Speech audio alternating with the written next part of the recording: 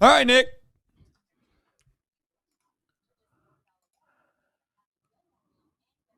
Some are saying the biggest swing of the season.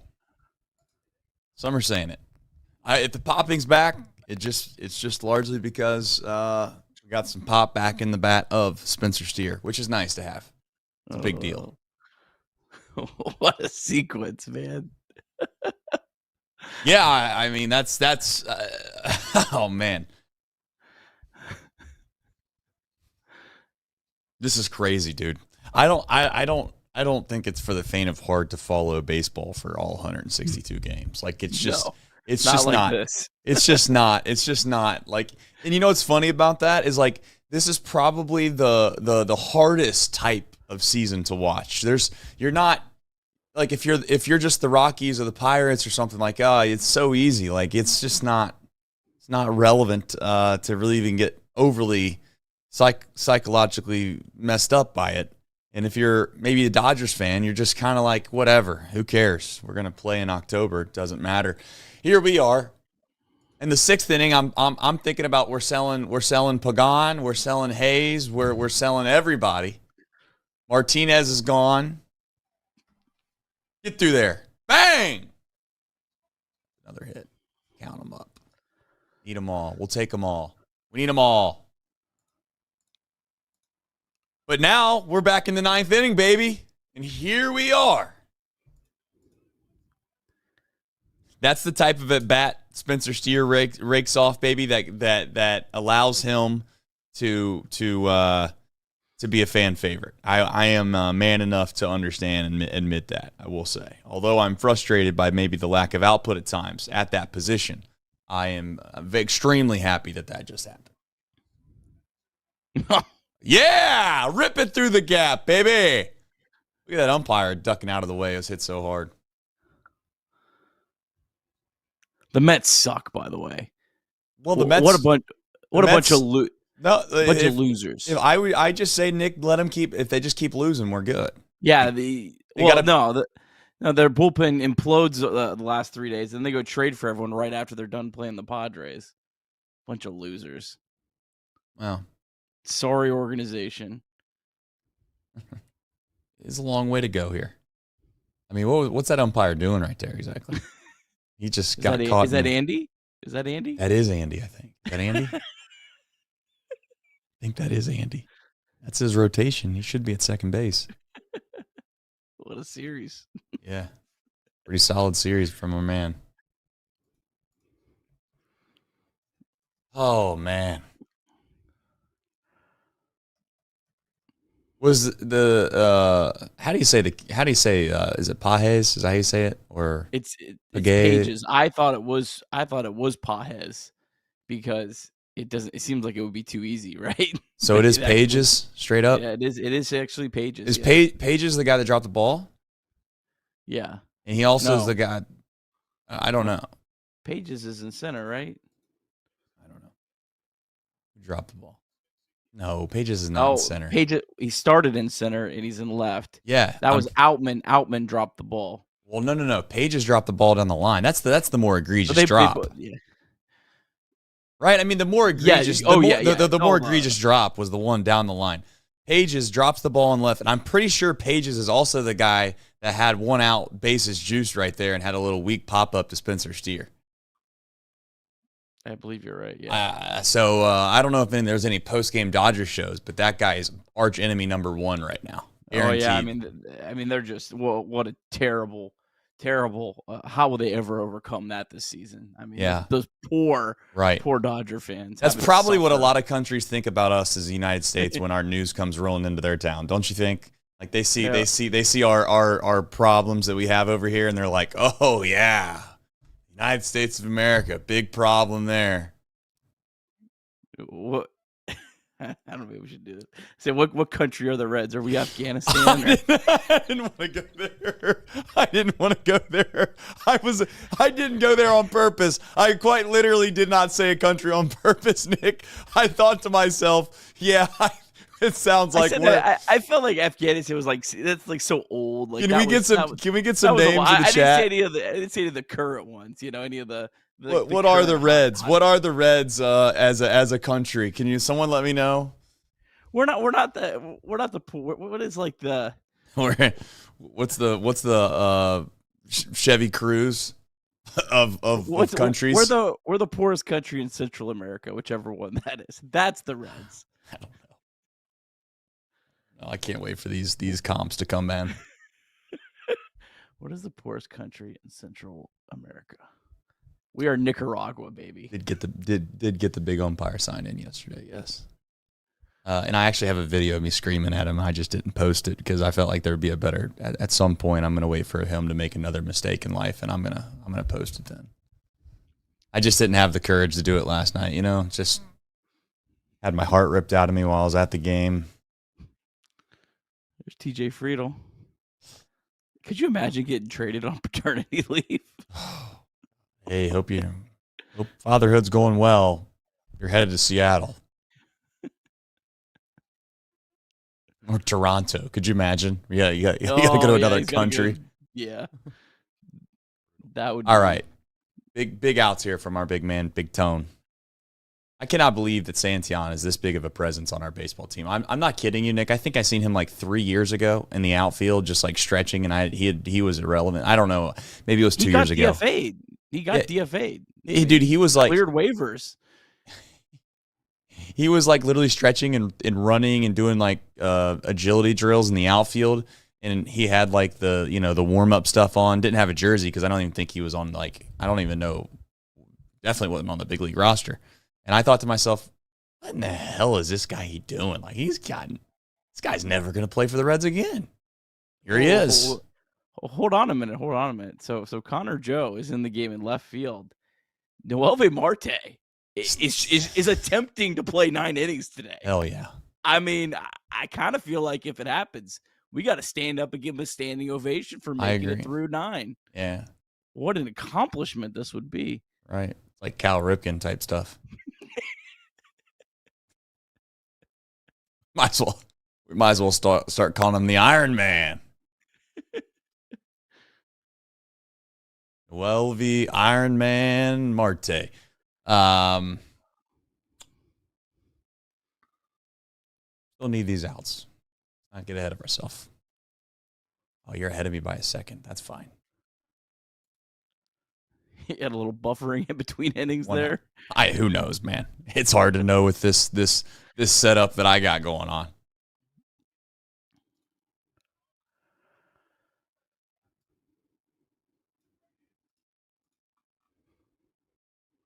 Someone has to go off this baseball team. Who is it? I legitimately have no idea. You could tell me the Reds do 50 different things. Well, I mean, not just the guy for Hayes. I mean, you could tell me the Reds do absolutely nothing till they do like 5 different moves tomorrow. And I don't think I'd be shocked by anything. I have no idea what they're doing. Yeah. Swing and a miss. Nick, I had a brain fart earlier. I was thinking to myself, man, I need to go grab my phone. I don't know where it is. I'm literally watching it on my phone. Tough. That's how tough it is sometimes around here.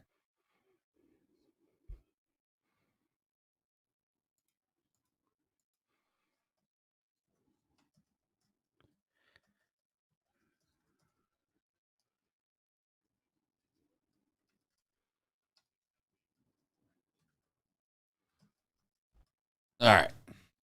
Back in business. All right.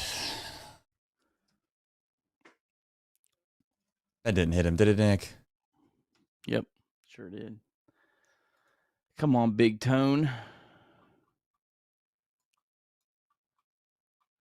Don't hit Alex Freeland. It's like it feels like as long as you don't walk guys or you put guys on base via hit by pitch, it's just that's the 9-hole hitter today it's just for the Dodgers. It's like so a curse this series. Yeah, it's so hard to get 3 runs. I mean, it just is without giving up walks.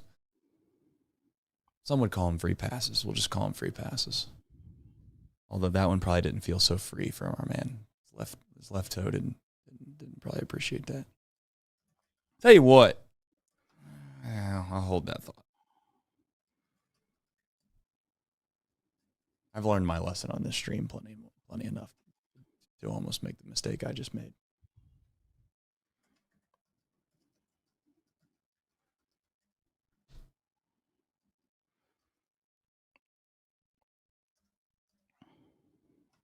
Oh, man.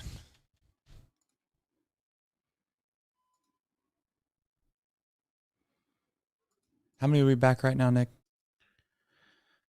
If 3.5 right now, depending 4, 3. Yeah. 3.5 at the moment. All right.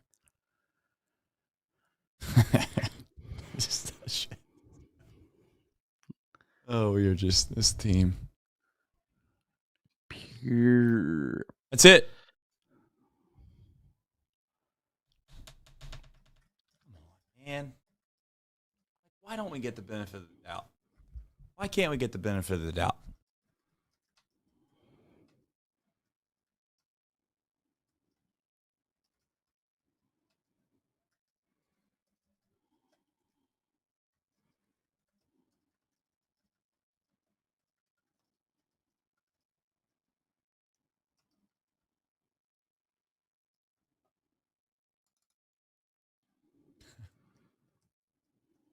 Nicholas Watkins said, call Chicago, ask for Luis Robert Jr., hang up the phone and wait for him to call you back. Another out? Yeah. Nice. Cincinnati Reds center fielder Will Benson. I'll tell you what, he hasn't made him look he hasn't made it look the prettiest, but he's made some good plays. I mean, he made a great catch earlier. I mean, the one that he was, he stopped and, was able to make sure they didn't score earlier. That was a great play.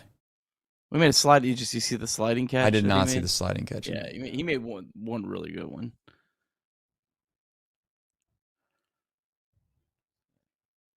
He's got athleticism. I mean, that's obvious.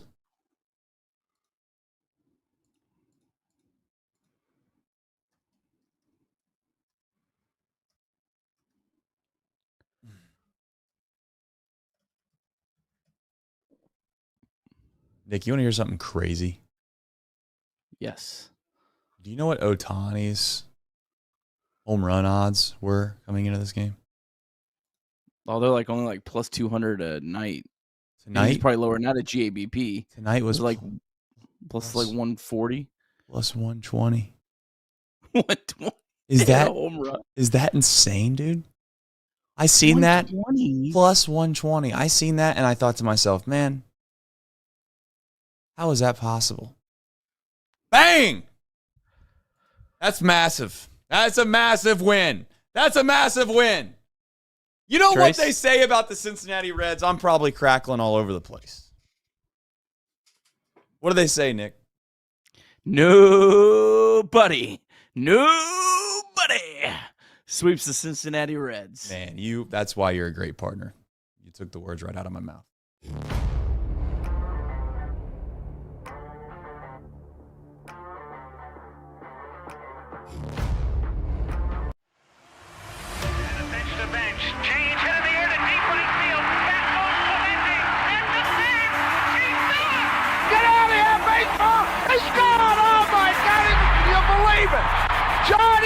Has tied it up. The Cincinnati Reds win the World Series in 4 straight. It was a sweep. In the dirt, it's a wild pitch. Here comes Boston. The Reds win the pennant. Larkins won the game. That ball is fair. Cincinnati's ahead. 2 games to none. Welcome Joe Randa to Cincinnati. Adam Dunn has done it again. Benzinger backing and calling. And the 1990 World Championship belongs to the Cincinnati Reds. Marty, yes. This is Adam from Milwaukee. Hey, Adam, how you doing? I'm good. How are you? Good. Do you think Scott Chatterbox is a good player? Dunn up there with the bases loaded, the outfield deep and around toward right, and the 1-0 on the way to the plate. Swung on, long drive, right field, and this one belongs to the Reds. And a high drive, hit back into deep right field. Junior has just knocked the door down to the 500 club.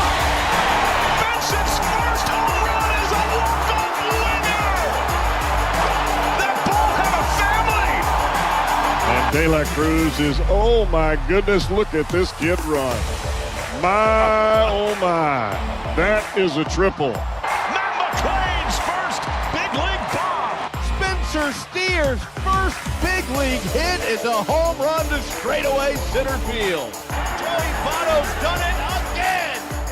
The pitch. Votto swings high in the air. Right field. Yes! He pointed to the dugout to say, I told you. That is Joey Votto's 315th career go-ahead ribby. Only Johnny Bench had more as a Red.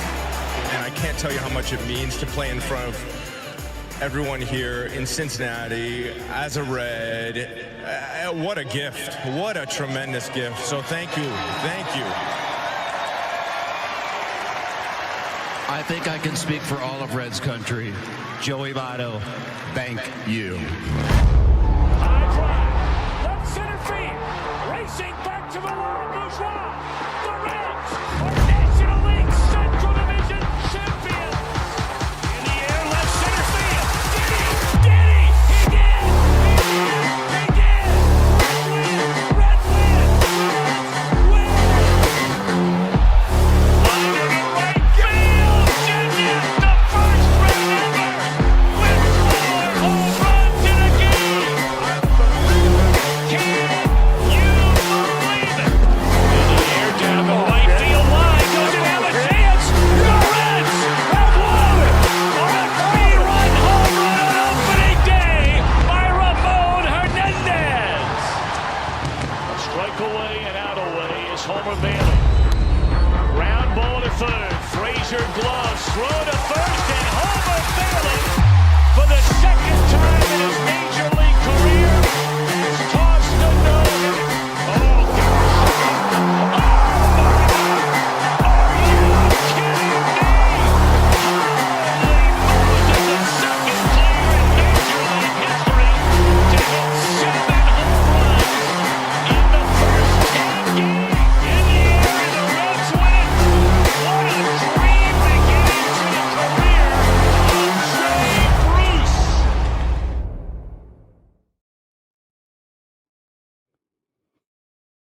Woo! I told you coming into this thing, if we win one game, it's like we won 2 out of 3. You know why? You know why? Because we took care of business last Sunday. I don't know if you remember. We played against the Tampa Bay Rays, and we won. And we don't when you sweep teams and you don't get swept, then you know what? You find yourself in a position that the Cincinnati Reds are in, which is sometimes this whole thing feels absolutely disgusting. Like, we're not very good. We probably aren't good. But then, you know what? You find yourself at points of the season where you think to yourself, you know, I got something to say. We were probably as close to sweeping the Dodgers to a certain extent as they were to sweeping us. They were. Now, the crazy thing about that is that if we would have found a way to lose this game, I would have come on here and said that's just an incredibly difficult series to swallow. You find yourself in a position now where you kind of have to sell. You have assets that are expiring that you probably should get something in return for. And one swing of the bat off of Spencer Steer, and you find yourself trying to justify going out and getting more help. What a baseball season. What a wild way to live as a fan of this team.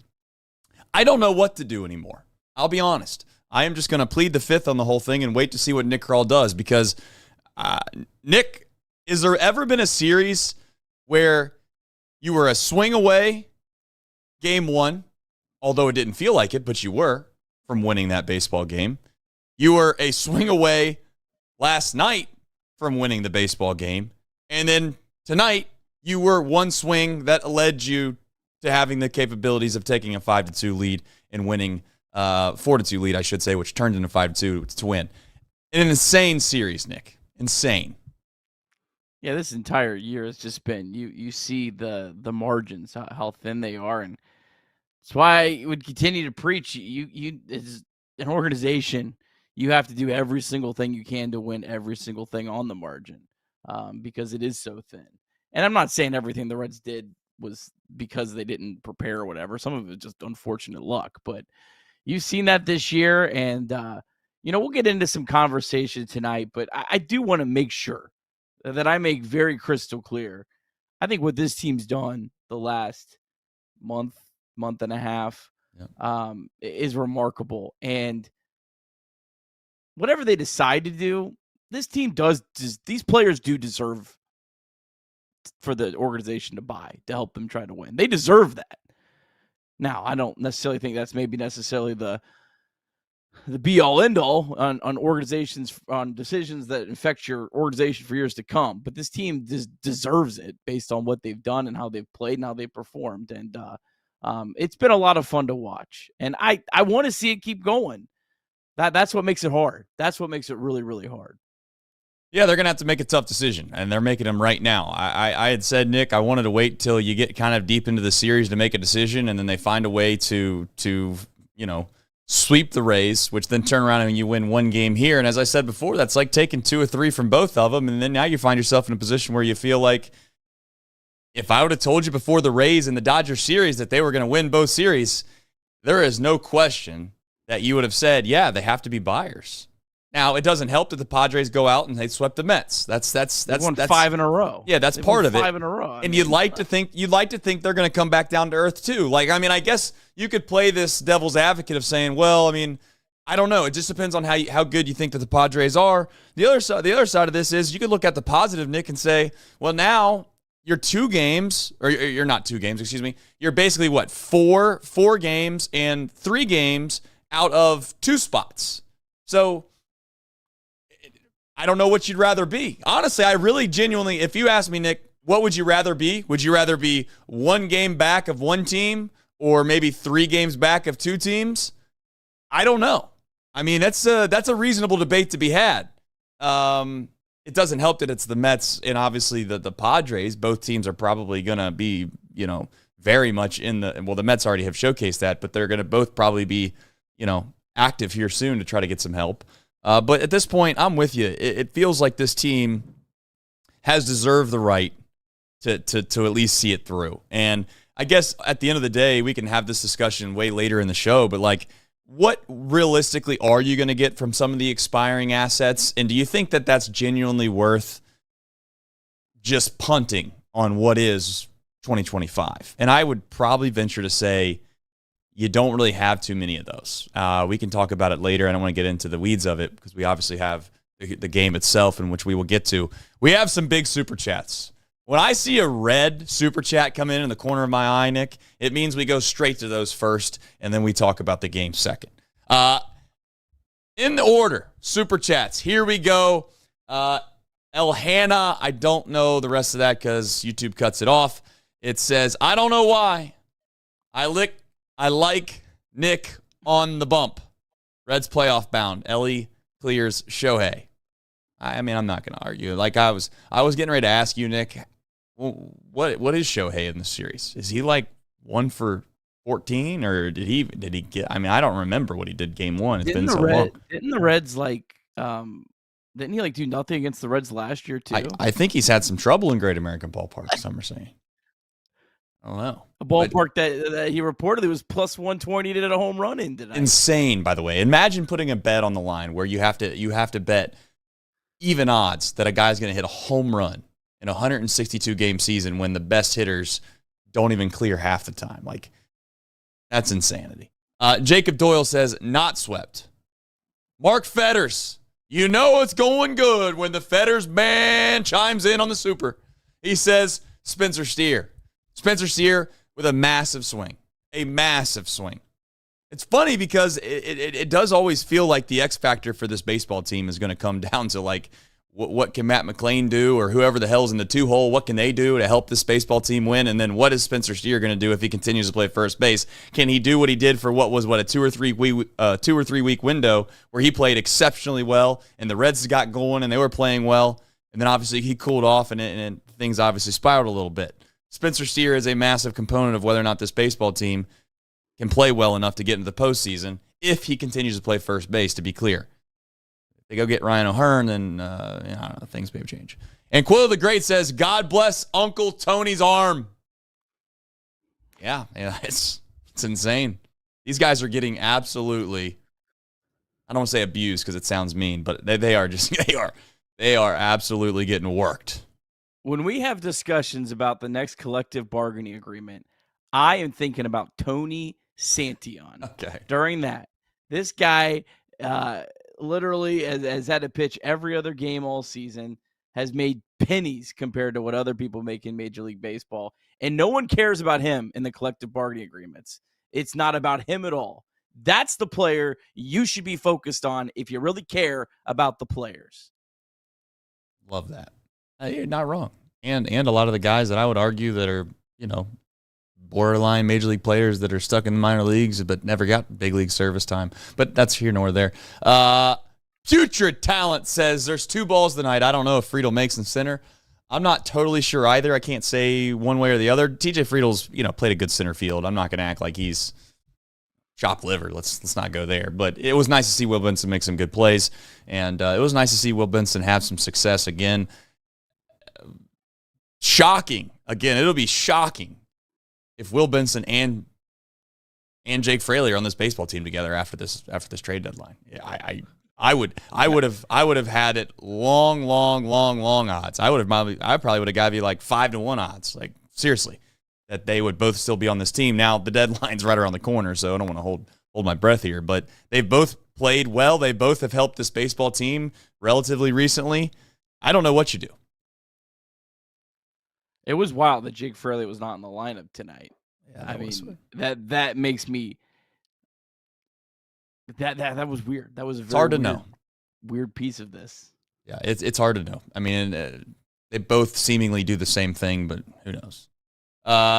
Rolf comes in with what Rolf does, an absolute bomb. A hundo.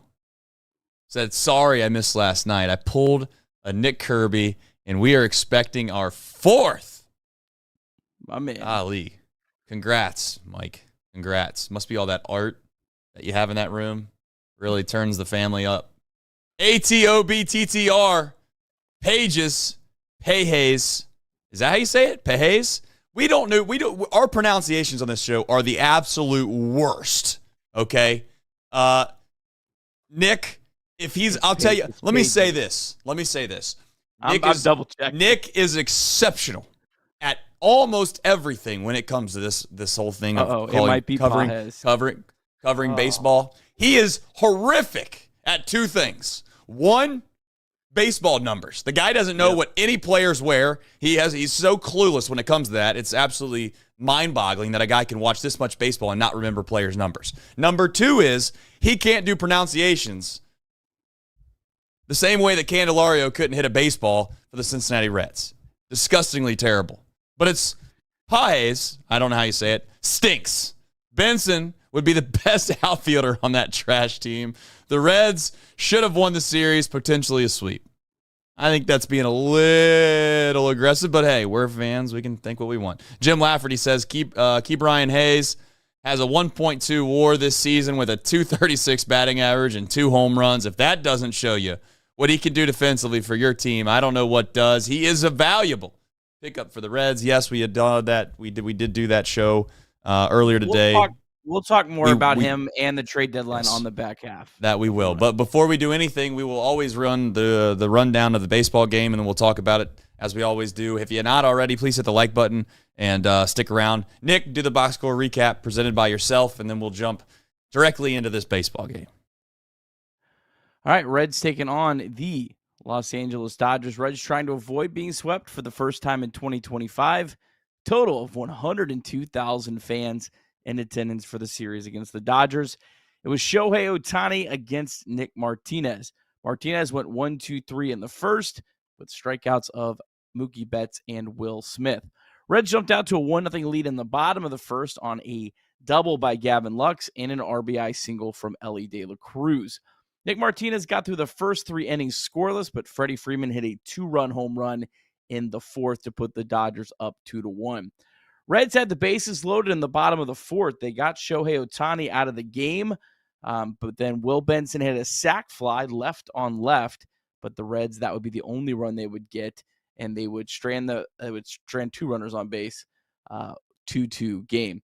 Nick Martinez, a brilliant start, 6 innings, 4 hits, 2 runs, 2 walks, 7 strikeouts. Reds starting pitching fantastic all week against the Dodgers.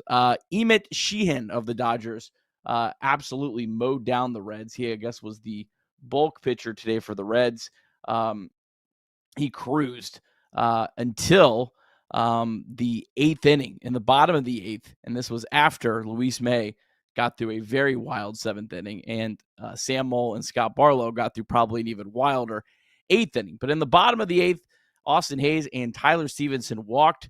Then with 2 outs, Spencer Steer hit a fly ball down the left field line.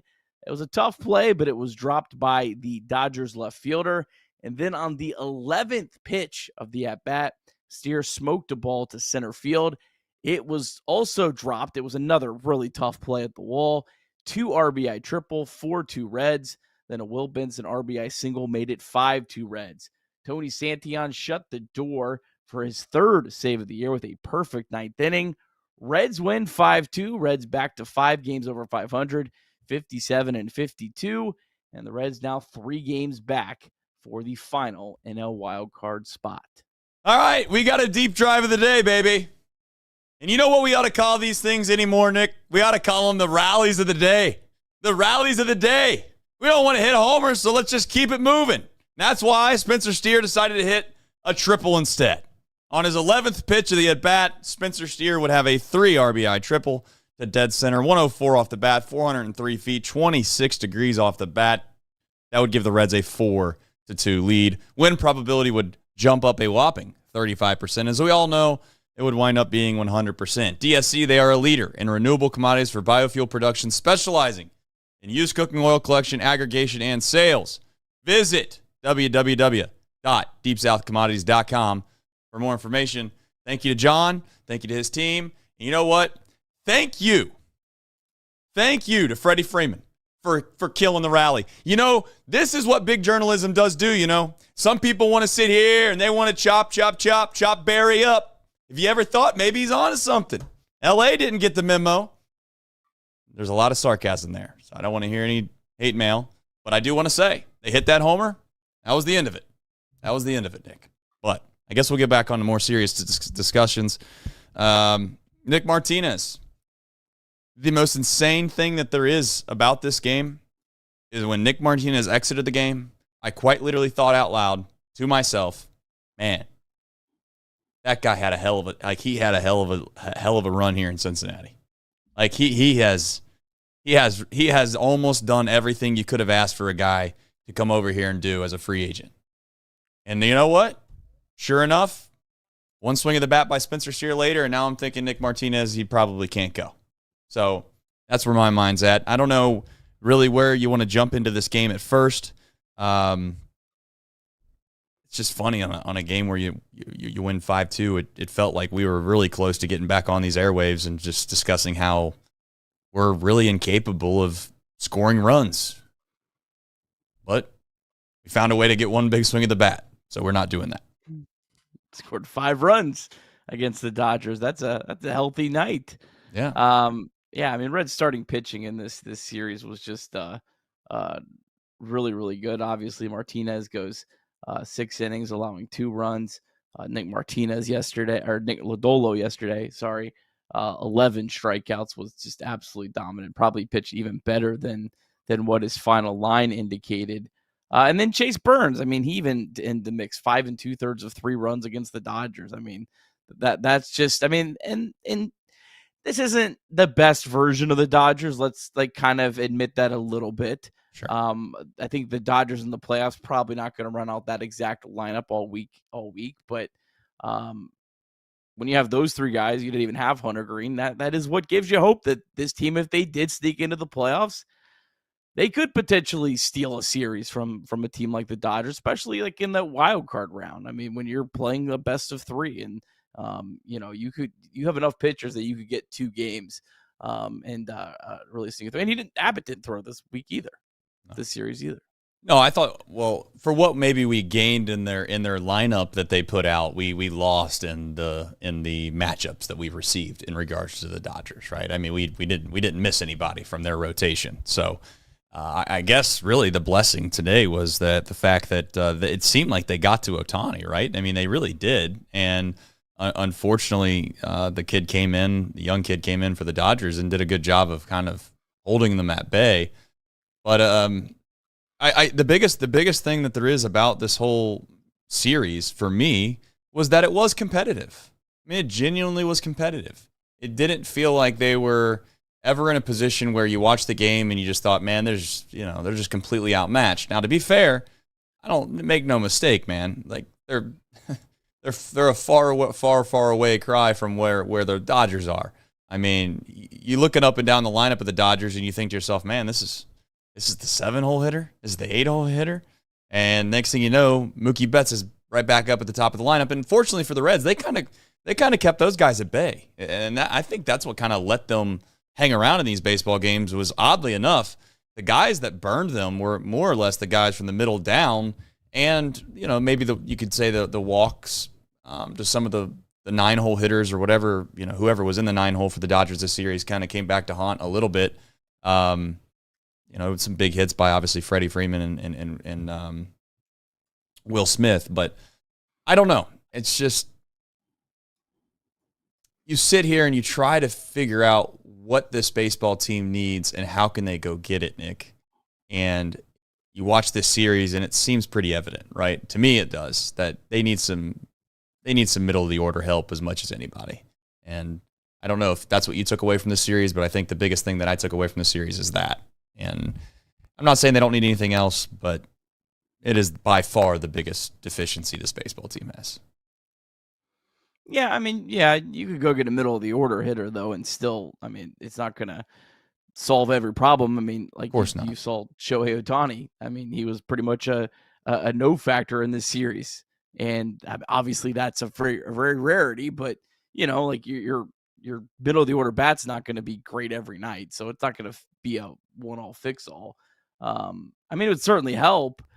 It's just trying to acquire that bat and what are you giving up, and all the million factors, and how much do the Reds have to spend in terms of salary. That's a whole other topic that I had on the back half, because that was a big topic of discussion today. Yeah, it's just that I don't know. They're in a weird spot. It's a good spot. It's a good problem to have. Yep. Sort of, kind of, I think. It's a good spot to be. Listen, I think they're relevant, right? And I think the more we've getting our core and this nucleus of players that we would deem as kind of the cornerstones of what we're trying to build. It is important, Nick, in my opinion, to continue to try to play meaningful baseball throughout the entirety of a year. I think that winning is contagious. I 100% believe in that. I also understand that you need to be realistic and look yourself in the mirror sometimes, maybe from a front office perspective, and understand that maybe we shouldn't go out and try to trade top 10 prospects for rental players or guys that that aren't going to be able to help us for the foreseeable future. That makes perfect sense too. They made a move today that kind of paints the picture to me of what they're trying to do. Whether or not they can find enough of these guys, that's I guess that's the thing to be debated. The truth of the matter is that you're going to feel pain one way or the other. I mean, I genuinely believe that. If you're going to go try to find a player that has some service years remaining after this year as a trade deadline guy that genuinely can help this baseball team offensively, it's going to be a little painful. And if it's not painful, then you're probably getting a guy that can't help you.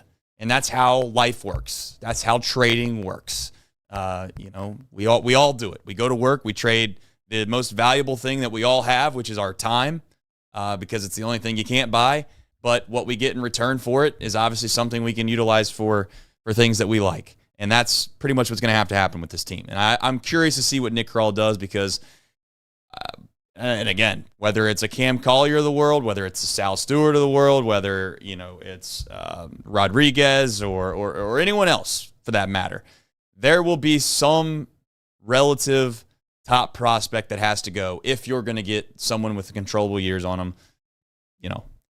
Quan has been supposedly shot down.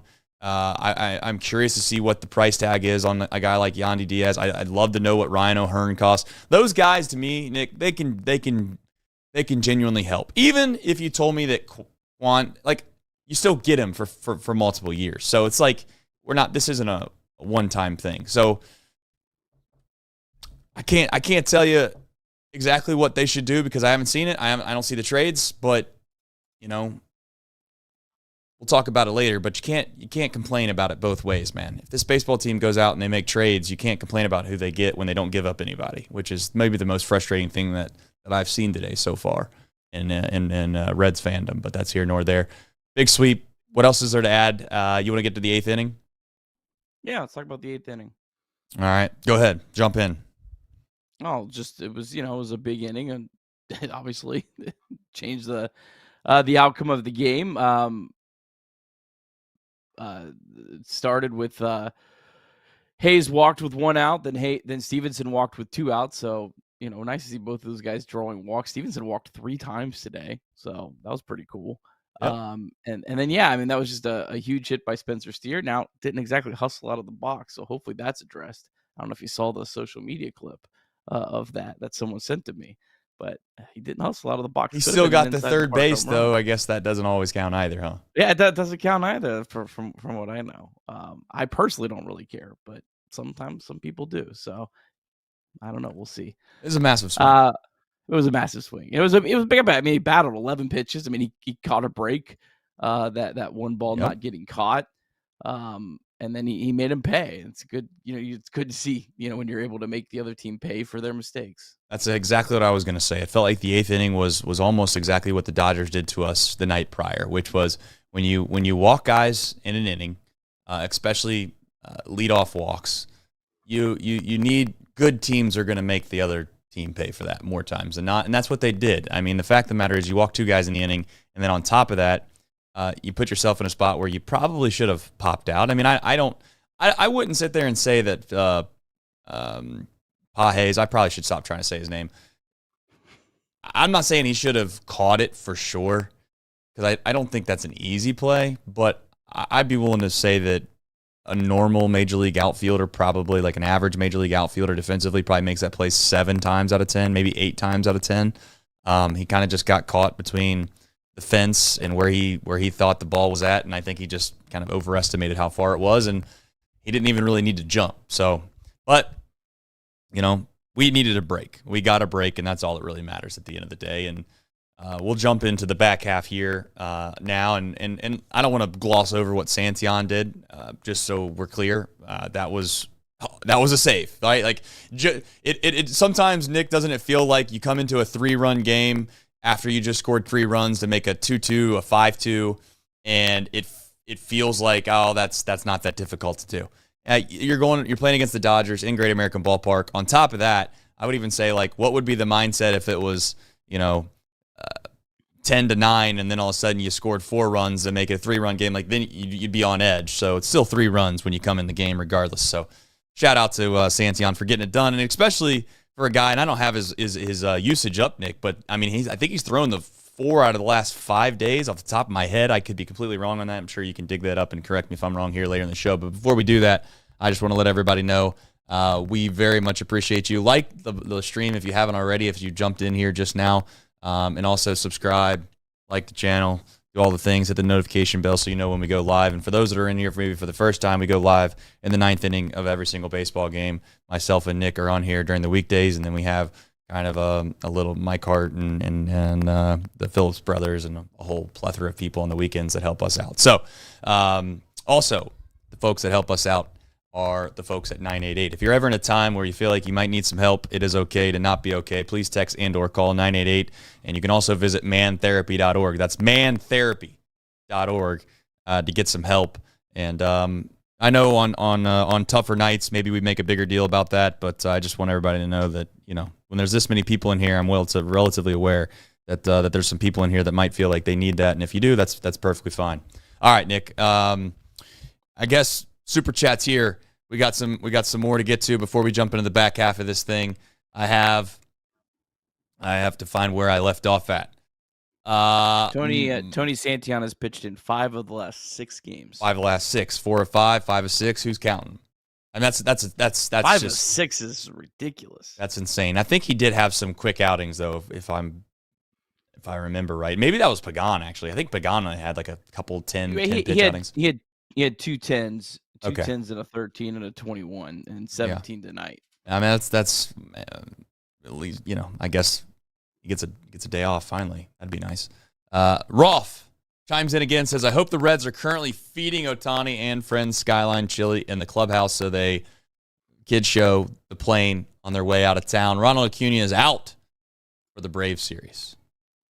That's nice. He's not going to play in Brickyard. Are we sure about that? He's been on the promos literally for a month and a half for playing in the Speedway race. Is that what they're calling that thing? Or the Speedway game? What are they calling this? Speedway Classic, I think. Speedway Classic. Spencer Strider for the Braves. Chase Burns for the Reds officially announced today. That's kind of fun. Yeah, the Braves they're throwing their one good pitcher in that game. The Heat. It's a heat fest. It's like they could parlay it into some kind of racing thing, right? Speed, need for speed. Can't wait to hear that line. It's the need for speed here on the Fan No Free Ads Dual Network. Andrew Scobie says, just giving you guys a shout out. Still not swept, at least. Thank you, Scobie. Appreciate that. Luke says, any chance we get Quan? I don't think so. Not to be negative, I don't think so. Largely because I feel like, I just think the asking price on him is going to be relatively high, and I don't think he really directly fits a need that they have, but he does fit the philosophy they have, which I think is the great debate so far of what do the Reds actually need. I'd like to see some more pop. I'd like to see some more power. I'd like to see some more, OPS, some guys that can slug a little bit. And I know, Quan's the guy that can get on base for the best of them, so he's a little bit of an outlier. Also plays good defense. It just feels like if they were to go get Quan, then TJ Friedl probably would have to move because you got to get some value somewhere else to give the Guardians, maybe, to make all that make sense internally. I don't know. Maybe I'm wrong. I'm just saying it just feels like a little rich spending for a team that probably can't afford it. No? Yeah, there was no report whatsoever what the offer was. I see all these guys, Reds won't pay. I bet half of the responses of people wouldn't have actually paid their asking price. They would have been like, "Oh, I'm not giving that much away." But you don't even know. So there's really no point to be mad about them not getting Quan if you don't even know what was offered. Like, there's really no point whatsoever. The Cleveland Guardians don't typically give away players. They've been pretty good in trades. There was someone that did one of those. I don't know if you've ever seen one of those time lapse GIFs that they would show their trades over time. They just fleece teams over and over and over again. How much wins above replacement they brought in versus loss. It would have been really hard to make a trade with them. So. Yeah, they're not the team that typically makes a grave mistake of overreacting and sending somebody that's got some pretty decent value away for nothing. A la Oakland Athletics. The only one's probably Trevor Bauer. Not to be honest with them, how much they hated him, and our current manager, Brandon Phillips. I don't even know if they necessarily regret it. They wanted him gone. So I don't know. He wasn't a Tito guy. Launching balls to center field. I'm pretty sure Tito was get him off my team. That's why he ended up in Cincinnati. Yeah, well, we'll take it. I don't know if Tito knows, but that was very much appreciated at the time. Only Cy Young winner. Only Cy ever, which is insane. All right, we'll jump into the trade that they did make, I guess, here for just a moment. We did do basically an hour show. For those that want to go back and watch that, it is on our channel. I don't know the title of it. Nick, you might have it right off the top of your head, but it's basically also in podcast form. Yeah, so it's on all the platforms. If you want to go back and listen to that, I would welcome you to it because you're going to probably hear a lot more of in-depth discussion about the trade itself. But on this show, obviously, we would like to bring it up here for a brief moment. Brian Hayes is a guy that has basically team control through what is, I think, 2029. There's basically an option, club option that they have in 2030, I believe. The reality is that He's going to cost $7 million a year, and then it jumps up to $8 million a year in 28 and 29. When you look at Brian Hayes, it's a unique situation because I don't think that this trade, to be very clear, I don't want to say I don't think. This is going to sound bold, and I mean it to be bold. I know for a fact that this trade wasn't intended to try to help the 2025 team make the postseason. I mean, they could come out and say that, yeah, this guy's going to help us, blah, blah, blah. That wasn't the direct intent. This was, in my opinion, and very intentional to say, you know what, we want to try to build something for 2026 and beyond. We know that we have to go get some pieces probably in the offseason to help fill out this roster when it comes to some offensive help. But we want to try to utilize what we have at our advantage right now, where the Pirates are looking to get rid of him, and we're willing to take on, I guess, the contract. And we feel like, obviously, giving Rodgers and Staffer up is a good deal for us. So, Nick, that's how I took it. I don't know exactly how others feel about it. One way or the other. Many are upset about it, which is very weird to me. But Nick, I guess I'll open the floor up to your thoughts on it. Well, I think it's a direct statement that we are committing to being a good defensive team, and they've done that in some regards. I mean, I think they're in the middle of the pack in most defensive stats after being 27th, 28th. They had been literally at the absolute bottom of baseball every year since 2019. That was the year they had Jose Iglesias, who was really, really good that year, and probably inflated some of those numbers positively. Was that also? They might have also had Billy Hamilton that year too. That might have been the last year of Billy Hamilton.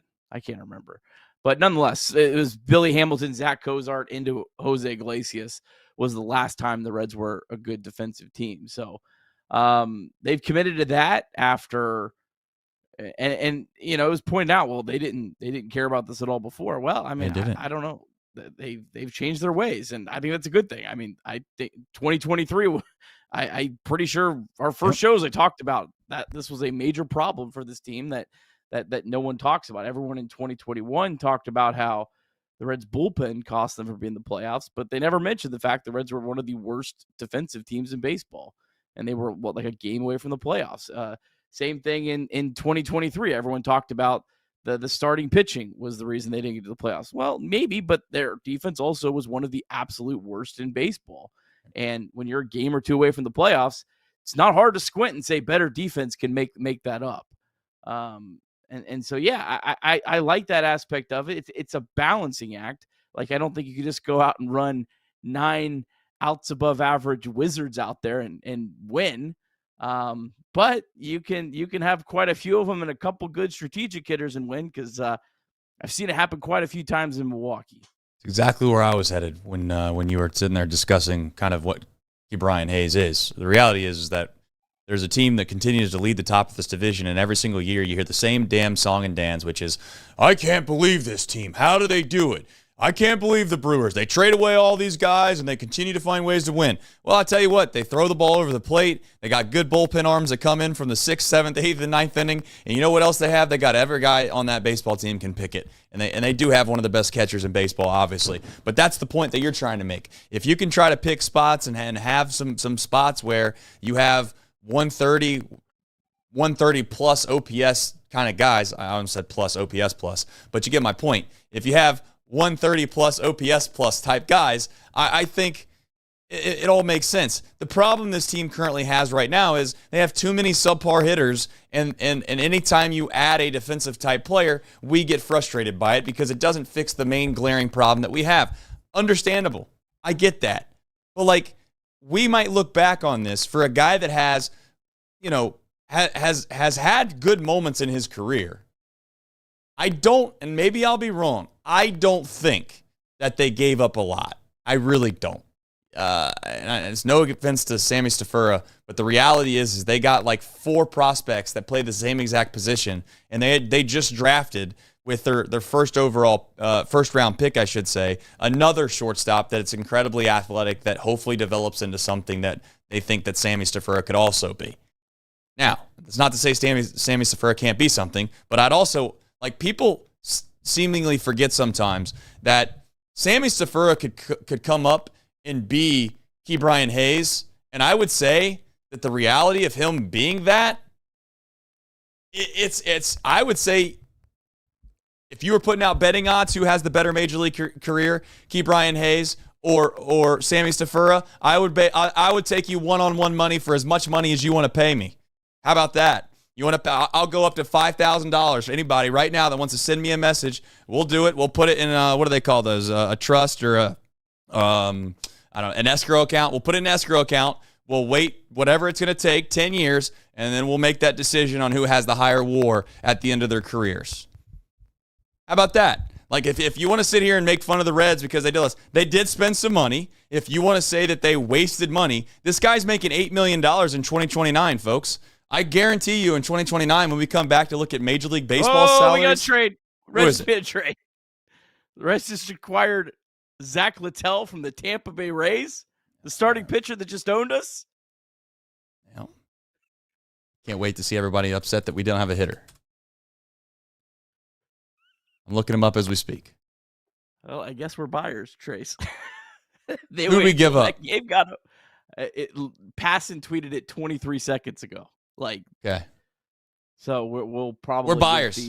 So we're buyers. And you know what, Nick? Minutes. I just want to say, I'm not asking for all the credit in the world, but I want to say something. They were dead right on doing what they did. They were 100% dead right. And you know what? Everybody that wants to tell me that you can't wait until the absolute last second with 19 hours, 22 minutes, and 42 seconds left, you'd have been an idiot to go all in one way or the other before this series was over. And for those that want to tell me, too, by the way, that these games don't mean a whole lot at this time of the year, you're finding out right now. It's going to be insane to look back on this whole thing if they find a way to do something special this year, because they were quite literally an inning away from a baseball game going the opposite direction to being completely sellers. I wholeheartedly believe they would have sold Martinez, they would have sold Hayes, and they would have probably maybe even moved. I don't know what Santillan still has on his agreement, but he's probably has pretty high value at this point. If I had to guess, they would have gotten rid of Pagan. But now here we are, and we're going out and getting starting pitching. Where do you go on a show like this? What do you want to know about him? Well, I gotta do a little bit of digging here. The first thing I want to know is how much control does he's going to be a free agent in 2026. So this is a straight rental. He's makes $6 million this year, so he's getting Reds are paying him just about $7 million, probably somewhere around there. I mean, this is a quality starting pitcher. I mean, some of his peripherals, he's nearly a 5 FIP, but yeah, he's just an above average pitcher. And he's given up 26 home runs. That's probably the most concerning thing. So I guess everyone's going to want to know right now, okay, so what's the rotation when Hunter Green comes back, if he comes back on August 8th? Yeah. So does that move Martinez to the bullpen? I think that you could make the case that that's the bullpen help that you can that people are arguing about. He hasn't pitched in the bullpen since 2023. 26, by the way, the 26 home runs he has given up, I think that leads the league. Yeah. It's in italics and bold on Baseball Reference. I'm pretty sure that's what that means. I don't want to be that guy, but I just want to let everybody know that is a thing. I guess it comes down to what do we give up? I don't know. I mean, for a guy like this, from a rental perspective, I would hope not a hell of a lot, but yeah, I don't know. Can we get Yandy Diaz to come along or no? I don't know. There's so many ways you could go with this. I mean, is this could the Reds be moving a starting pitcher? Could this be a series of moves? It's possible. I don't think so, but it's possible. Can they trade? I'm going to throw out a hype. Do you think they could trade Martinez? Yeah, it's possible. Especially, this kind of goes into the whole thing about spending, because there was an article that came out from Charlie Goldsmith where basically the article said that the Reds had to send Rogers to pay for Hayes' salary for this year. So I guess in this year, the Reds are at their capacity. Now, Charlie did not put in his article. I watched the interview, and so C. Trent Rosecrans had a follow-up question right after that. And Krall did say we have something along the effects of we have a little bit of wiggle room still left. Now, what does a little bit mean? Does that mean 5 million? Does that mean like the Littell, like barely over $1 million or not? Right. I don't know what that means. So if the Reds do want to go out and get a hitter that's going to, come with a $5 or $6 million salary, they might have to trade Nick Martinez's salary in order to get that hitter, which is terrible. And I hate that. Like this is the worst thing that ownership's done, in my opinion. It's not the multi-year deals. It's right now, short term, help just spending a little bit just so you don't have to trade prospects. Like that's the only time I'm really going to be upset at ownership, is for not spending a few $1 million to save themselves from trading prospects. That's the time where I think that of all the times to suck it up, this is the time. But again, I don't know. We'll see how this all plays out. But I'm just trying to kind of read between these lines that have been out there. It's hard to really give an overview and really a state of the union on what this baseball team looks like until honestly 19 hours, 17 minutes, and 52 seconds. And what that obviously means is the end of this trade deadline, because on the surface, it doesn't. Again, we still haven't solved a major problem. But it helps. It helps. Well, if you move Nick Martinez to the bullpen, it does help fix your bullpen quite a bit. It helps. You know what? To your point, I'm not trying to downplay it. I do think that if you were to go add, let's just say you were to go right now, add a guy to the bullpen with the same substance that Nick Martinez would be, we would be fired up about it. We would be yes, we're getting some help. Right now, we don't know their true plan with this whole thing, so it's kind of hard to be it's hard to subscribe to any idea until you see it play out, right? So I guess I'm with you that if that is the plan, you continue to use Nick Martinez in this hybrid role, probably more towards the reliever type help. Sign me up, but I'm not. I guess I don't know for sure if that's going to be the case. It seems obvious that it would, but I guess you never know. There could be a whole nother series of moves. Well, let's talk through this. So, okay, so you could go out and get a reliever the same level of Martinez or Littell. Let's say they could possibly move him to the bullpen as well. I don't know. We'll see how that plays out. If you acquire that guy, he's only a reliever, right? Yeah. Acquiring a starting pitcher gives you the ability to, let's say the plan is to move Martinez to the bullpen. You can move Martinez to the bullpen. But then if you have a starting pitching injury, you are now protected and you can move Martinez back to the rotation. Or if Nick Lodolo, who's at a career high in innings count, runs out of gas, you can move Nick Martinez into the starting rotation. Whereas if you just get a reliever and that happens, there's no backup plan. And with the relievers, the Reds also have some wild cards. They have Luis May, who's up now, but they also have Zack Maxwell. They have Connor Phillips. They have more wild cards to help them in the bullpen than they have to help them in the rotation in the case of injury. So if you are going all in, I totally understand the vision of getting more starting pitching, because, again, if this year has taught you anything, it is that you can literally never, ever have too much starting pitching. You want to hear a hot take or a really, really crazy conspiracy theory that people, I'm going to get in trouble. People are going to hate my guts for it. An insane move right now would be to move Lodolo. But I would also subscribe to the idea that if you have some team that's going to give you just an absolute absurd haul back for that, I'm just openly saying that if you're someone that subscribes to the belief system that you sell high and you buy low, I just want to openly tell everybody, so I have it on the record. That way I can say it out loud and it's not Monday morning quarterbacking. There has never been a higher value on Nick Lodolo ever. Now, the question is, I could understand why you'd want to keep him because you're trying to make the postseason and you have him again for 2026.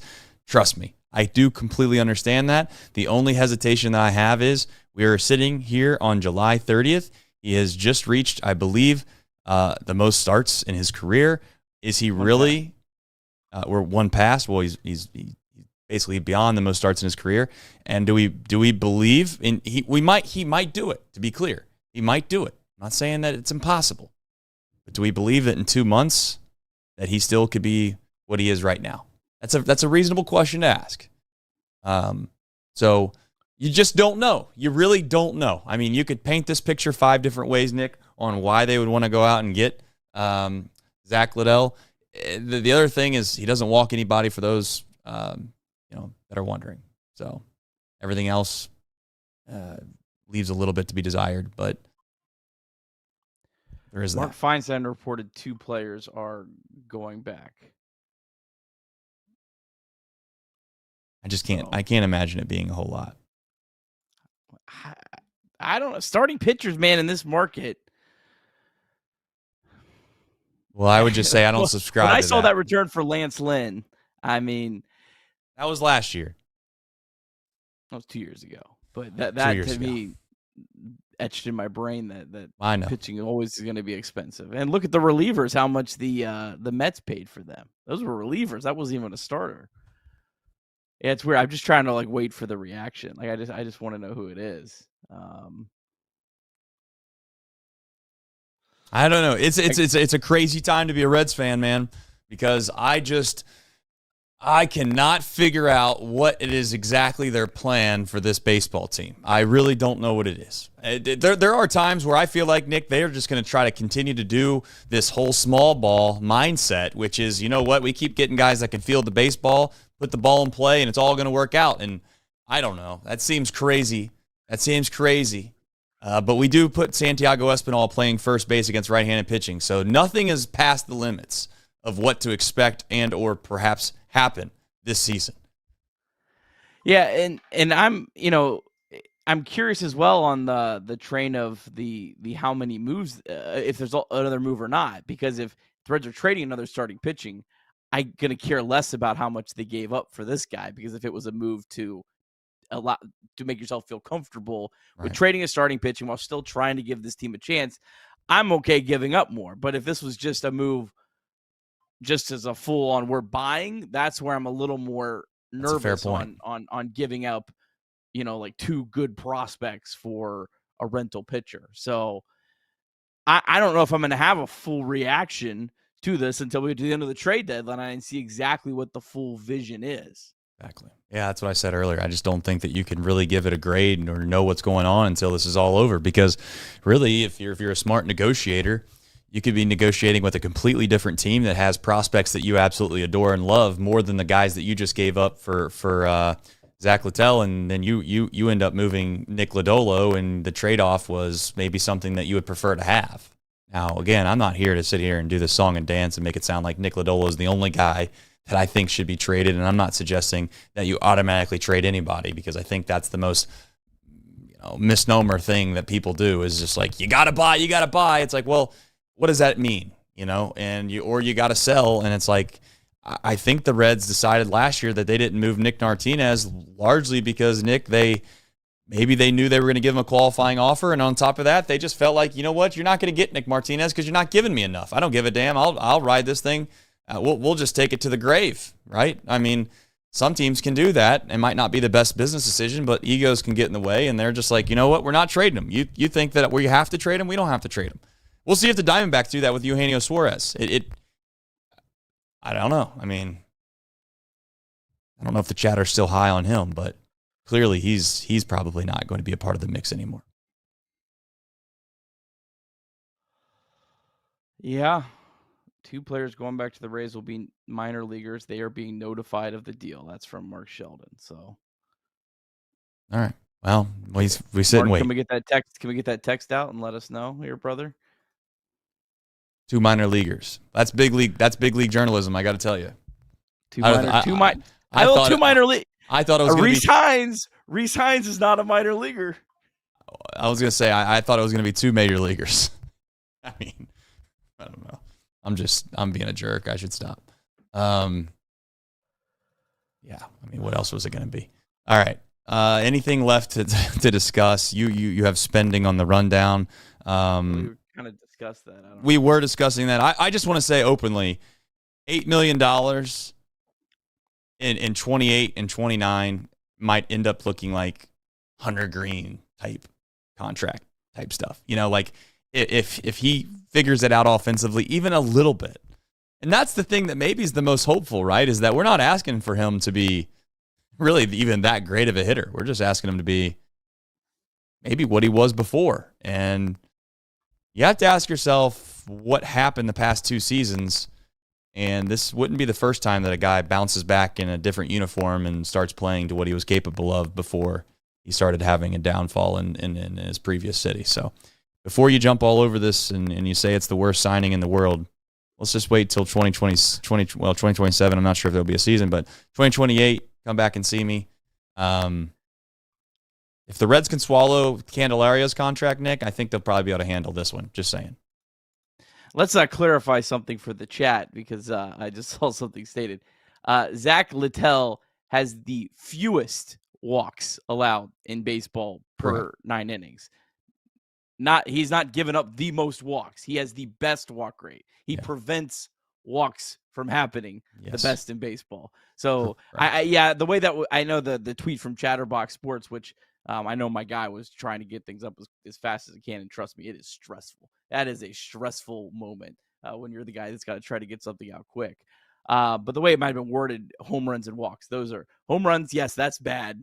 Walks, that's very, very good. So, and I guess if you're going to give up the most home runs, it's good that you also do at least walk the fewer guys, because at least they're going to be a lot more solo shots than 2 and 3 run shots. So that is, I guess, a positive together there.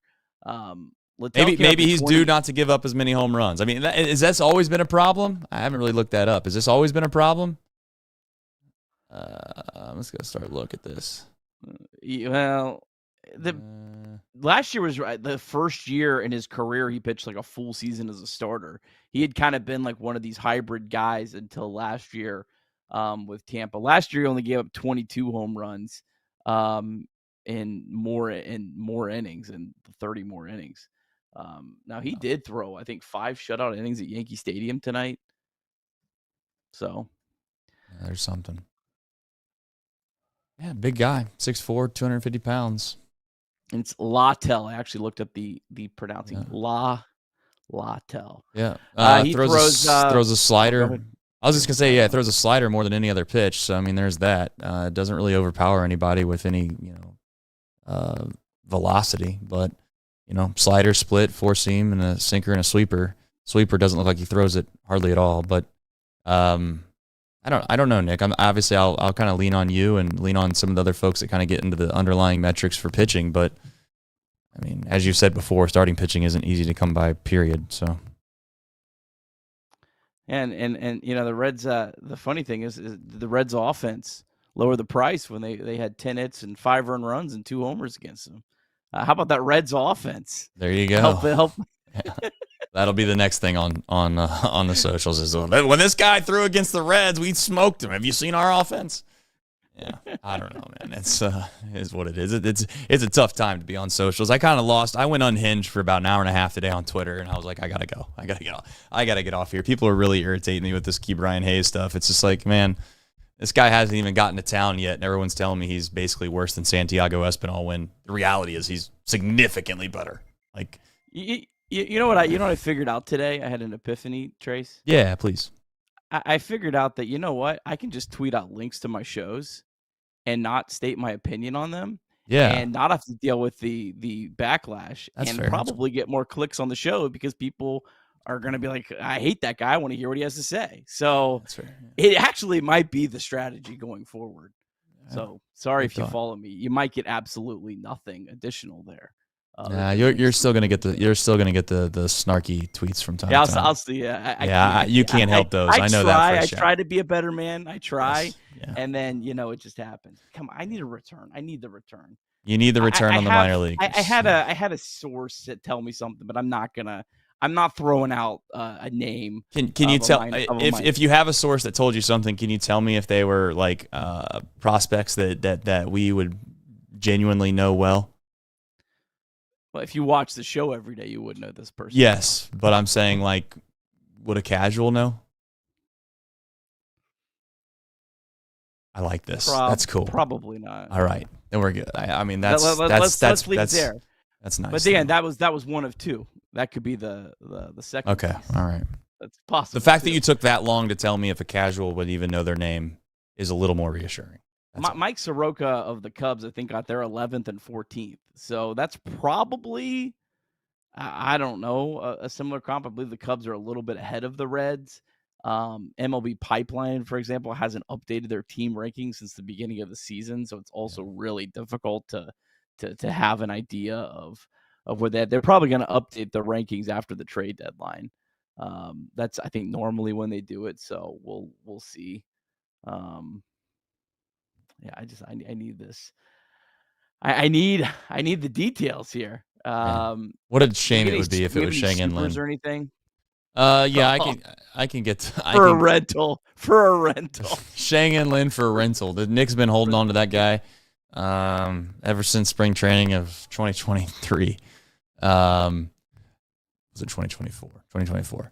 All right. Here we go. Michael Roth. I got to go before that. Man, we got some supers tonight. Thank you guys for supporting the show. Sincerely. Dunny17 said, I've never experienced this in my life. Quan next. Who's an affordable free agent, decent bat for 26? I've not gotten into free agents for 26, but I will tell you right now that it is very bare. That is the downside of this free agents pool for the following season. It is not good. It's not good at all. There's like some huge names, if I remember right. Like there's the Bregmans of the world. But then there's just a freaking cliff, if I remember right. Nick, you might know that better than I, but it's not a great class if you're trying to go out into the market as the Cincinnati Reds and get a free agent bat. Put it that way. Go ahead. Real quick, I got this out here. Our guy Bryce just really put out an interesting thought, is a 6-man rotation. While you have everyone healthy. I mean, that would keep Burns longer. That would keep Lodolo longer. That hopefully may help Green stay healthier. Abbott. The Reds have never done the 6-man rotation, and I feel like there's been like ample opportunities to try it out, and they just have not done it for whatever reason. The Brewers do it religiously. That's an interesting thought. A fair thought. I don't know if it's something that, again, this. If I can be completely honest, if you're telling me that we're really making moves on rental players right now to try to actually genuinely win and come from behind and make the postseason, we better get on it. Like, we got 19 hours. You better start making it happen.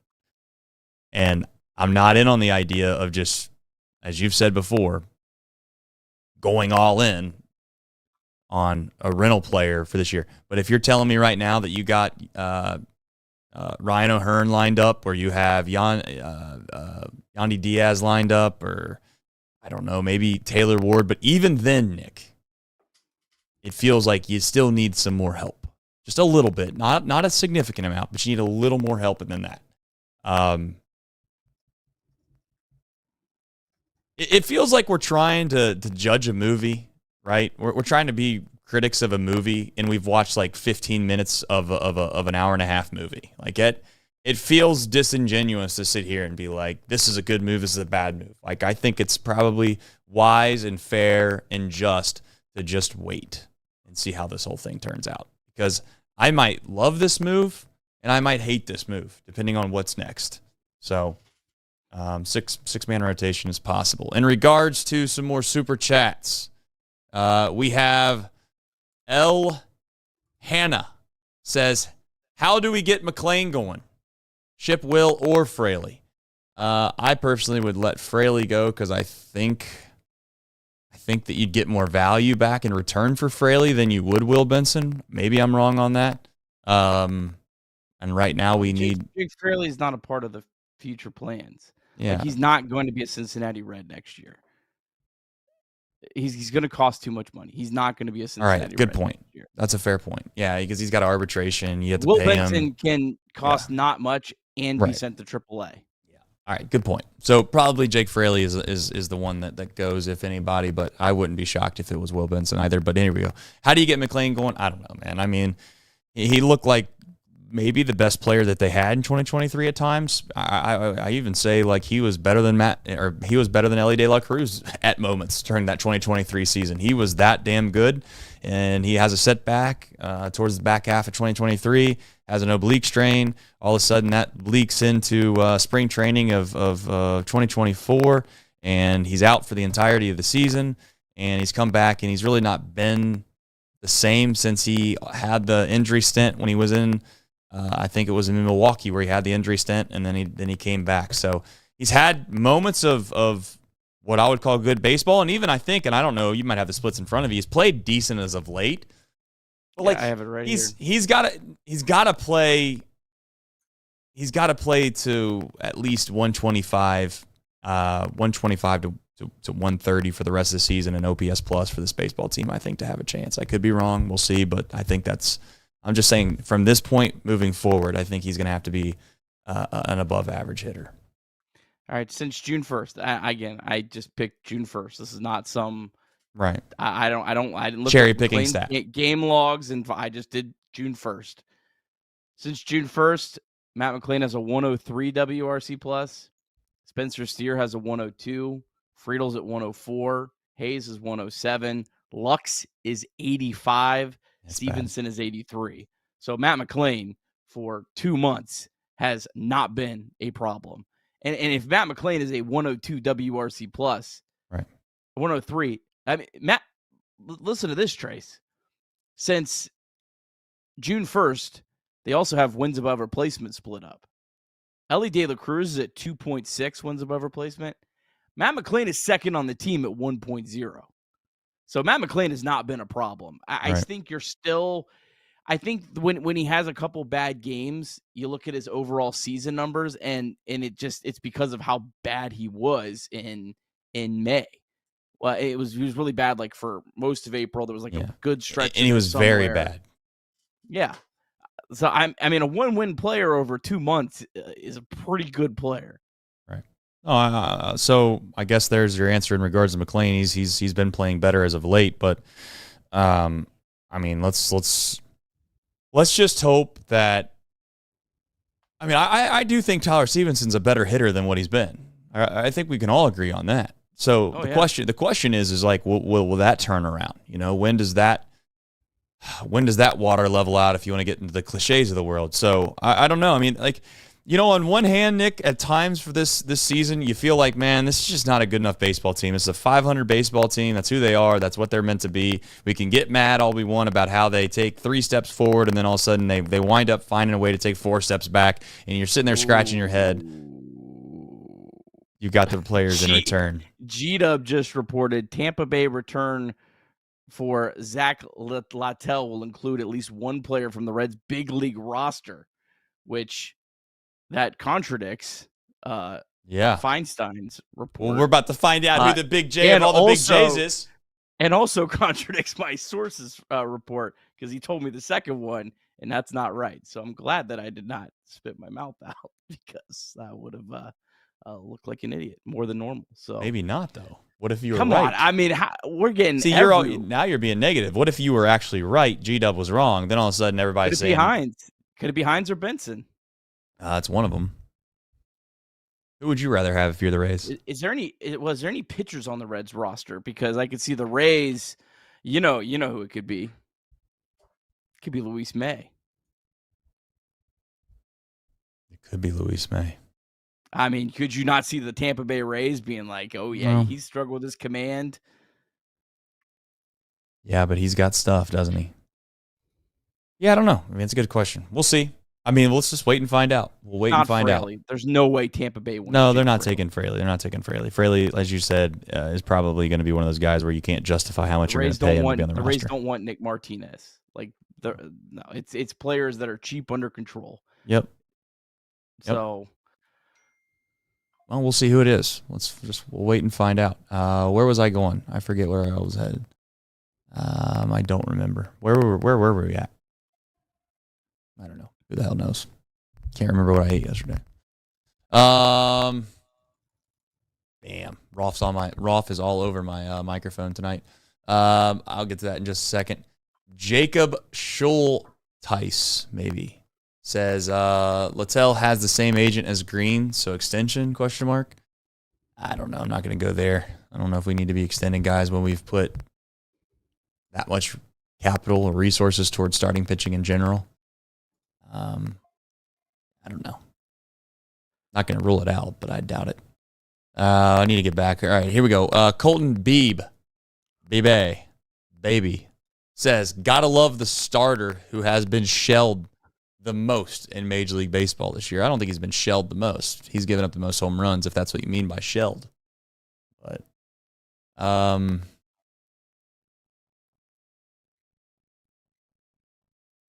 mean, it all depends on who they gave up, man. Depends on who they gave up. C Reds says Littell because they plan on shutting down Burns. Maybe. Possible. But they could also be possible they're going to go to a 6-man rotation.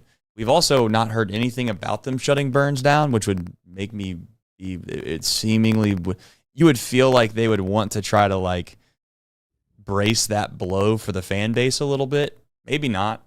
Maybe they don't care about that such thing, but it feels like if they had a plan to shut Burns down at a certain point in this season, they would already kind of be hinting at the idea that they're going to keep an eye on his innings, or they're going to make sure that, you know, they don't want to overuse him, and there's a good chance that maybe they make some decisions on that. I've not heard that at all. It seems obvious that they would want to take care of, you know, their second overall pick, and on top of that, you know, a guy that just came into the big leagues this year. Seemingly feels obvious, but I don't know. Maybe they'll shut him down. Maybe they won't. Daniel Myers says, love the Hayes move. Great buying low on a player and not giving up too much.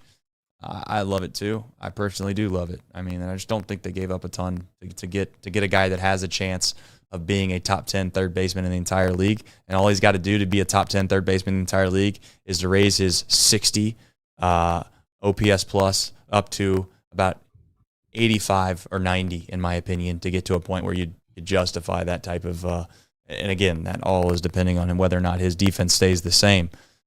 Rolf says, this podcast is brought to you by Rice Krispies, no free ads, but he did say Trace's mic, snap, crackle, pop.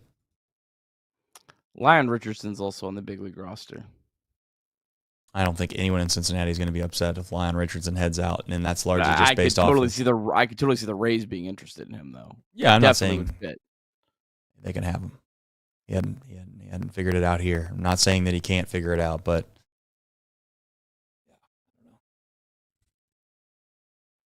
yeah, we got fun stuff too, because Mark Sheldon reported 2 players going back are minor leaguers, and Gordon Whitmire reported one's on the big league roster. So we got a Cincinnati reporter clash tonight. I mean, this is the stuff. This Nick, is what we live for. Nick, why are you getting? And we have one. Why are you getting so excited about these guys? And one that's only on Twitter. So do they even know that they've contradicted each other? By the way, when you post those things off of Blue Sky, that is hilarious to me, by the way. I mean, the fact that you screenshot that and put it on a different platform for it to get the engagement it gets is hilarious to me. But, I mean, we're here for it.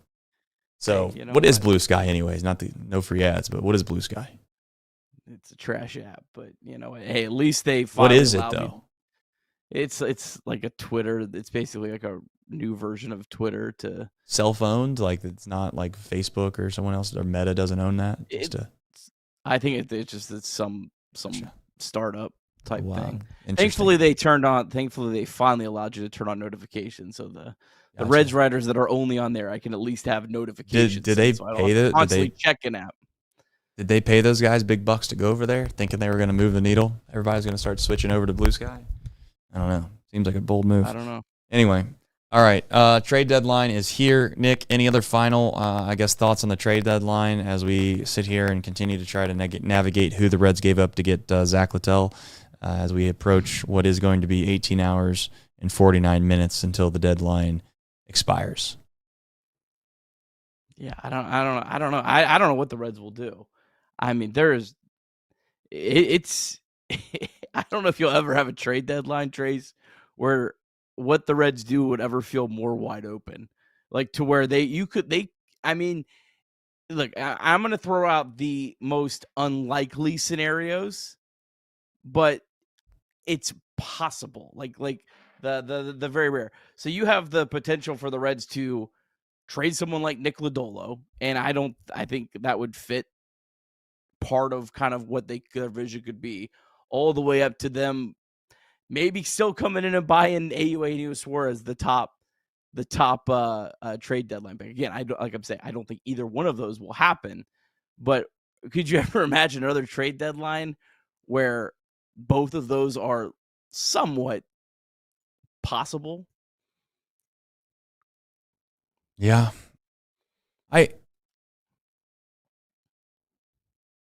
Sometimes I feel like I'm taking crazy pills because I really don't know how to feel. Like when they swept the Rays, I thought you have to go and do something. I mean, you can't just sit here and watch this baseball team fight tooth and nail and scratch and claw and get themselves in a position where they're one game back of a wild card.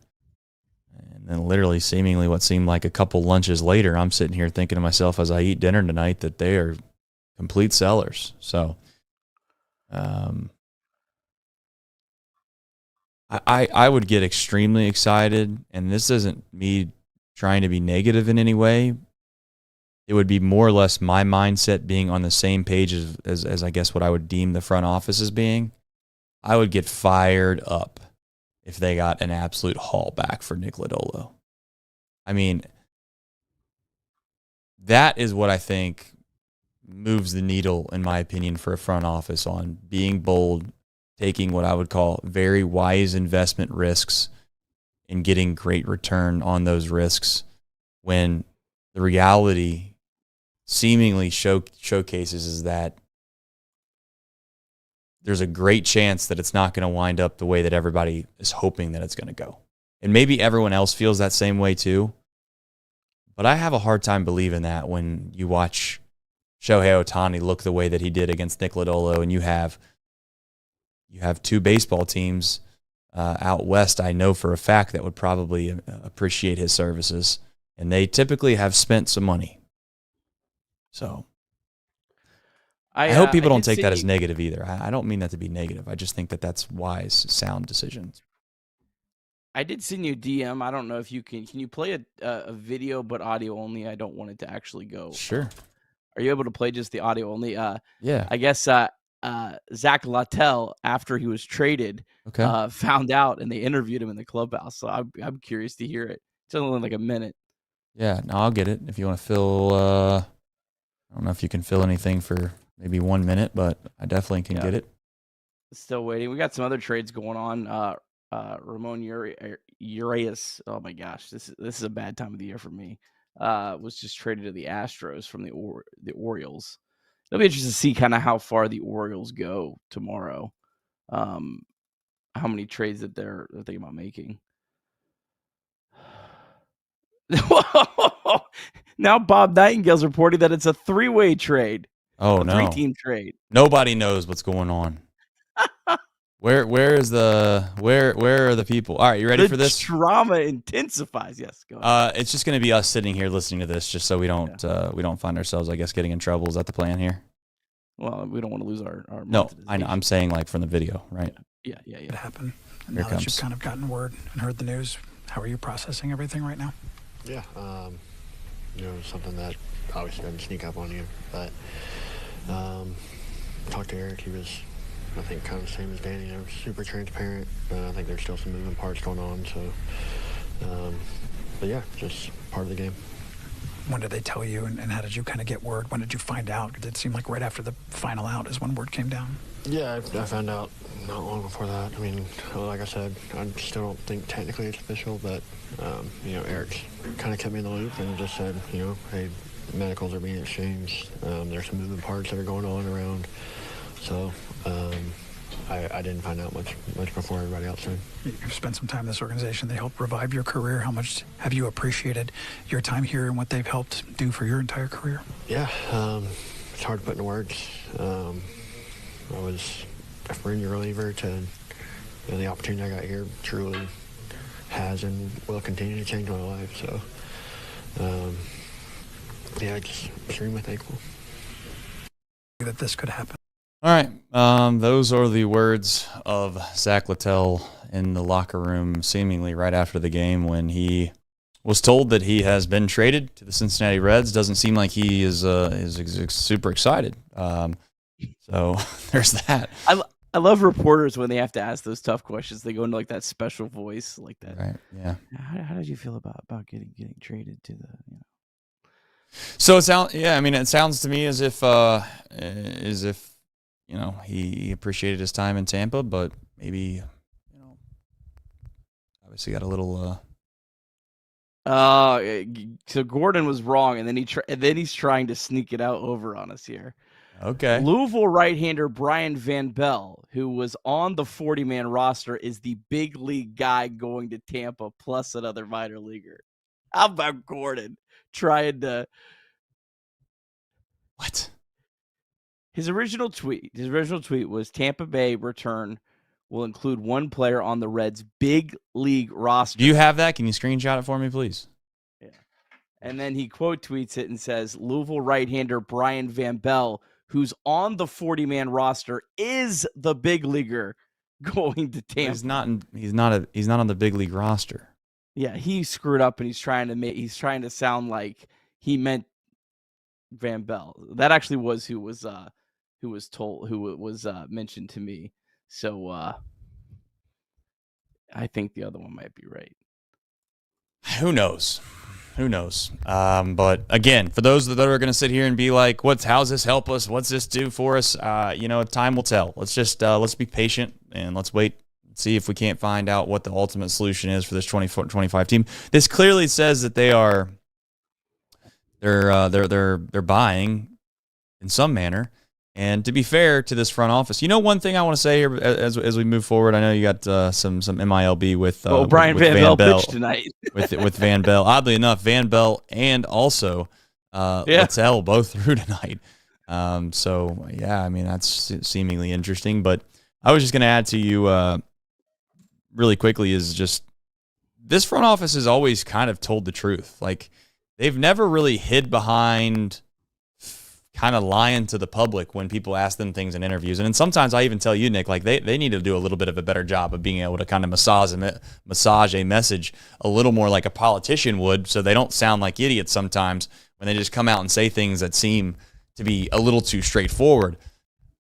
Brad Meter said that they need to get into a position where they are buying and selling at the same time. So maybe this is a part of that small purchase, and we will also see some selling as well, but it'll be interesting to see what they do after they obviously win the final game of the series against the Dodgers.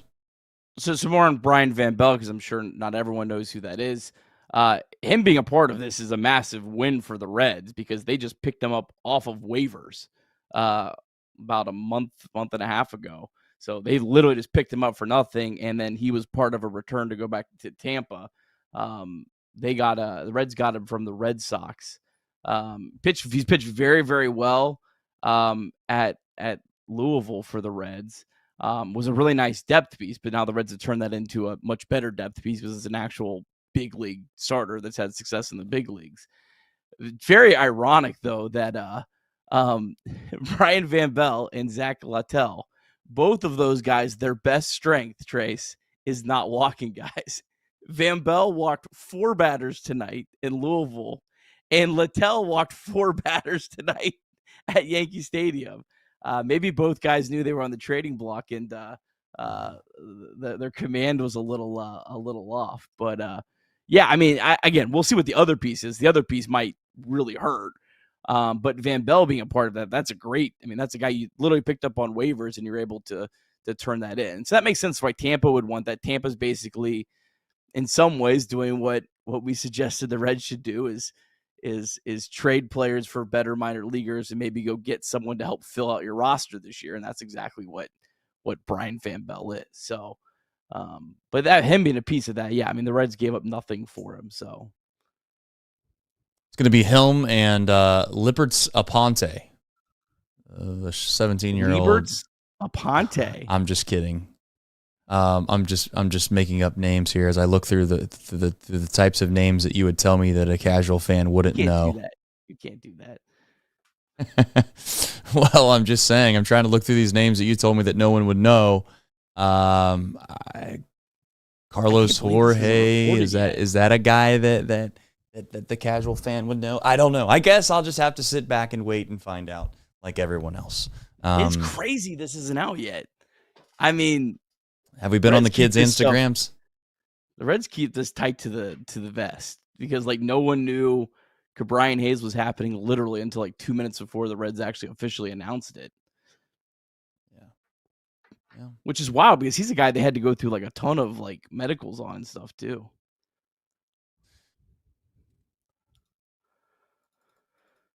I'm just looking through the prospects. My man Tyson Lewis, he is rising. He is rising up the prospect rankings. Yeah, that would hurt. Well, that would hurt. It ain't gonna be Tyson Lewis. If it's Tyson Lewis, I'm out for the rest of the year. I'll tell you. You want me to tell you where my cutoff would be? Sure. Yeah. In terms of Ricky Cabrera. Ricky Cabrera's out for the year. I don't give a damn if he's out for the year or not. They can have him. Arroyo was out for the year last year too. I think outside of the top 9, I think Serwanowski, Sanchez, I like those. Serwanowski's a guy they've been shopping around. It definitely does sound like that, yeah. It seems that way. I mean, he's always Hector in all Rodriguez. these rumors. Hector Rodriguez would be pretty tough. I'm not Edwin Arroyo, not selling low on him. You think they would trade Hector Rodriguez for a rental? That's where I said that's my cutoff. I said beyond him would be where I might be okay with it. Yeah, that's why we need to know everything. Like if you told me right now, like my mood would shift immediately if you told me that we traded Hector Rodriguez for a guy that gave up most home runs in Major League Baseball so far. Not Major League, but the National League or the American League, whatever league this dude plays in. And on top of that, we're giving up Hector Rodriguez for a rental. I'd be out. All right, folks. If you haven't already, please like the stream. I have a couple supers here, Nick, before we do the MILB. Mike, let me make sure this is the last one here that I'm reading right. All right. C. Melly says, do these moves really make us buyers? I feel like the Reds could still go either way. I think they're doing both. That's what they said they were going to do, so I'm going to trust them. Jacob. I believe it's Doyle, but Jacob says tomorrow is going to be Christmas. When do we go live, Nick? Well, let's see if there's another trade tonight at 2:00 in the morning. I have to go live at 2:00 in the morning. Sure. I don't know. I'm leaning towards probably 4:00 right now, or whenever the first trade goes. So okay. If the Reds now if the Reds make a trade at like 10 a.m., I'm probably not going to stay live through the deadline. I probably will cut that stream and restart again at some point. But if they make a trade at like 2:00, I'm just going to write it out. And Mike Hart said he's joining me for pretty much the whole day, and love that. He might filter some guests in. And I mean, look, I'm not depending on how long we're live. I mean, I'm not planning on necessarily providing 7 hours of riveting content or anything. I mean, it'll just be marathon stream, baby. Marathon. It'll just be us reacting to the news, having some fun.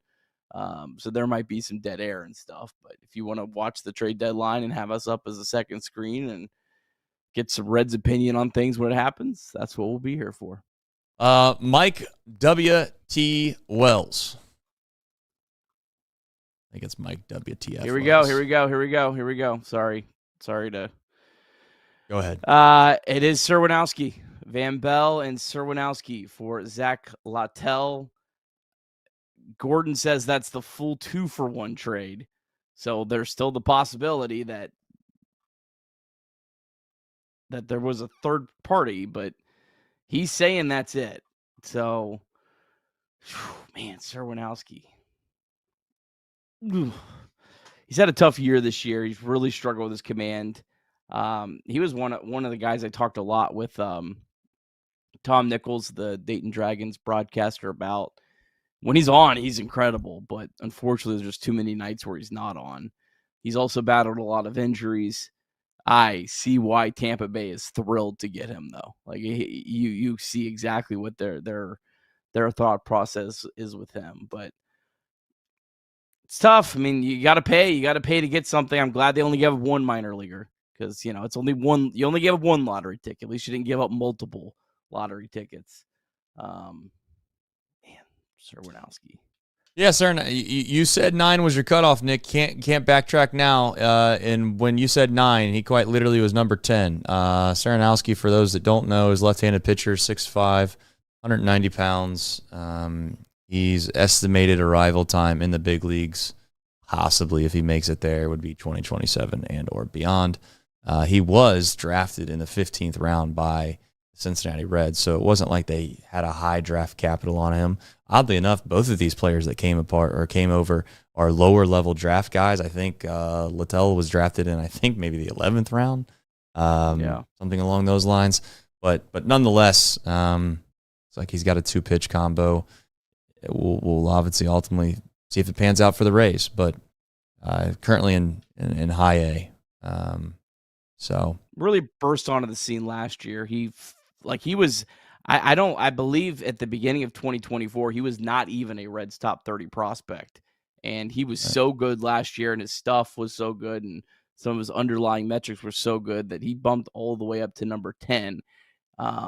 So, yeah, I mean, he's a very talented pitcher. That's the cost of doing business, though, for these deals. That's almost why, though, when you see a team give up Serwinowski, that's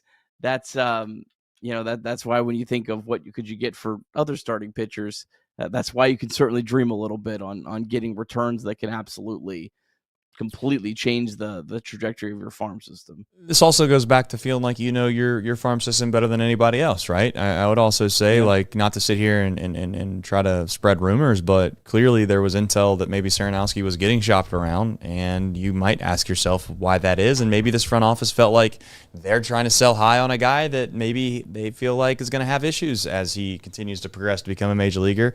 Whether that be the inconsistencies that you had mentioned or perhaps just the injury-related things. So it's a lottery ticket. That's what it is, Nick. I think that's often maybe the perfect, maybe use of words when it comes to a guy like Saranowski. Plays for Dayton, still has a ways to go to become a big leaguer, and we'll find out ultimately if that it's hard to even say it's going to bite the Reds, right? Because you don't. When you're that low in the farm system, Nick, in my opinion, you could argue that the development that the Rays did would have been maybe different than what the Reds would have done, which makes the whole thing maybe a moot point. But I know that's maybe the cop-out answer to use when it comes to maybe trying to make decisions on who won the trade. But I think it's somewhat fair when you're that young of a player. So he's 21 years old, for those that are wondering. All right. Any other deadline things to discuss here before we jump into Reds MILB? I do want to get back to the super chat really quickly, Nick, because I left him. I left him on red here. Michael WTF Wells says most Reds fans don't remember the Griffey, Kearns, Dunn, Casey, and Boone teams. This team could hit, but they couldn't field and couldn't pitch. Pitching and defense wins. He's talking about the teams. He's talking about the teams of Griffey, Kearns, Dunn, Casey, and Boone. The teams could hit, but they couldn't field and they couldn't pitch. He is saying that pitching and defense wins. There's a team in this division that does it all the time. I mean, we can sit here and act like it's not a possible recipe for success. I'll also openly admit it is not the most entertaining style. It's not sexy. Winning is fun, so there is that. Winning cures everything, but it is definitely not sexy. There is no doubt about it. So trust me, watching a team continue to find ways to win with 3 runs or less becomes pretty stressful. But you know what? I'd sign up to be the Brewers, and I think you would too. So not saying that's what we're trying to be, but go ahead. I'd sign up twice on Sunday to be the Brewers and what they've done for the last decade. Yep. Please, here before we run, we're getting ready to wrap the show up with Reds MILB and a little who, what, when, where, and why. If you haven't already, we got basically 800 in here currently as we speak. We very much appreciate you guys' support watching this show. We come, as I've said before, live each and every ninth inning of every single Reds baseball game, and we talk about it afterwards, and we also try to talk about any other what would be insightful topics to have conversations about that might pertain to things that are just outside of the game, like tonight. If you don't mind, hit that like button, and that would be very, very helpful for our small business and the YouTube algorithm that exists for whatever dumb reason they make people hit the like button. It's almost like they could have come up with a formula that doesn't require people to hit the like button. It just kind of goes off of how long people watch the show for. That seems like the more intelligent thing to do, but that's here nor there. All right, Reds MILB, Nick, take it away. You got a guy that we just gave away, but hell, tell us about it anyway. Yeah, quick run through the Reds minors. Today, Louisville lost 4-2 to Iowa. Brian Van Bell, his finale with the Reds, 4 runs over 6 innings. CES was 0 for 4, did have lineouts at 107 and 103 off the bat.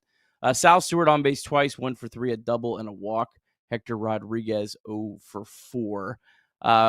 Blake Dunn was 1 for 4, stole his 9th base down at AAA. Also singled off Dallas Keuchel at 108 off the bat. And really encouraging, Joe LaSorsa he's pitching very well of late. Tonight got 6 whiffs on 12 swings. His sweeper was really good. The last 15 games now for LaSorsa, he's got a 0.59 ERA. That's 15 and 2/3 innings, 1 earned run, 19 strikeouts, and 5 walks. So certainly encouraging to have him pitching well down there in the bullpen.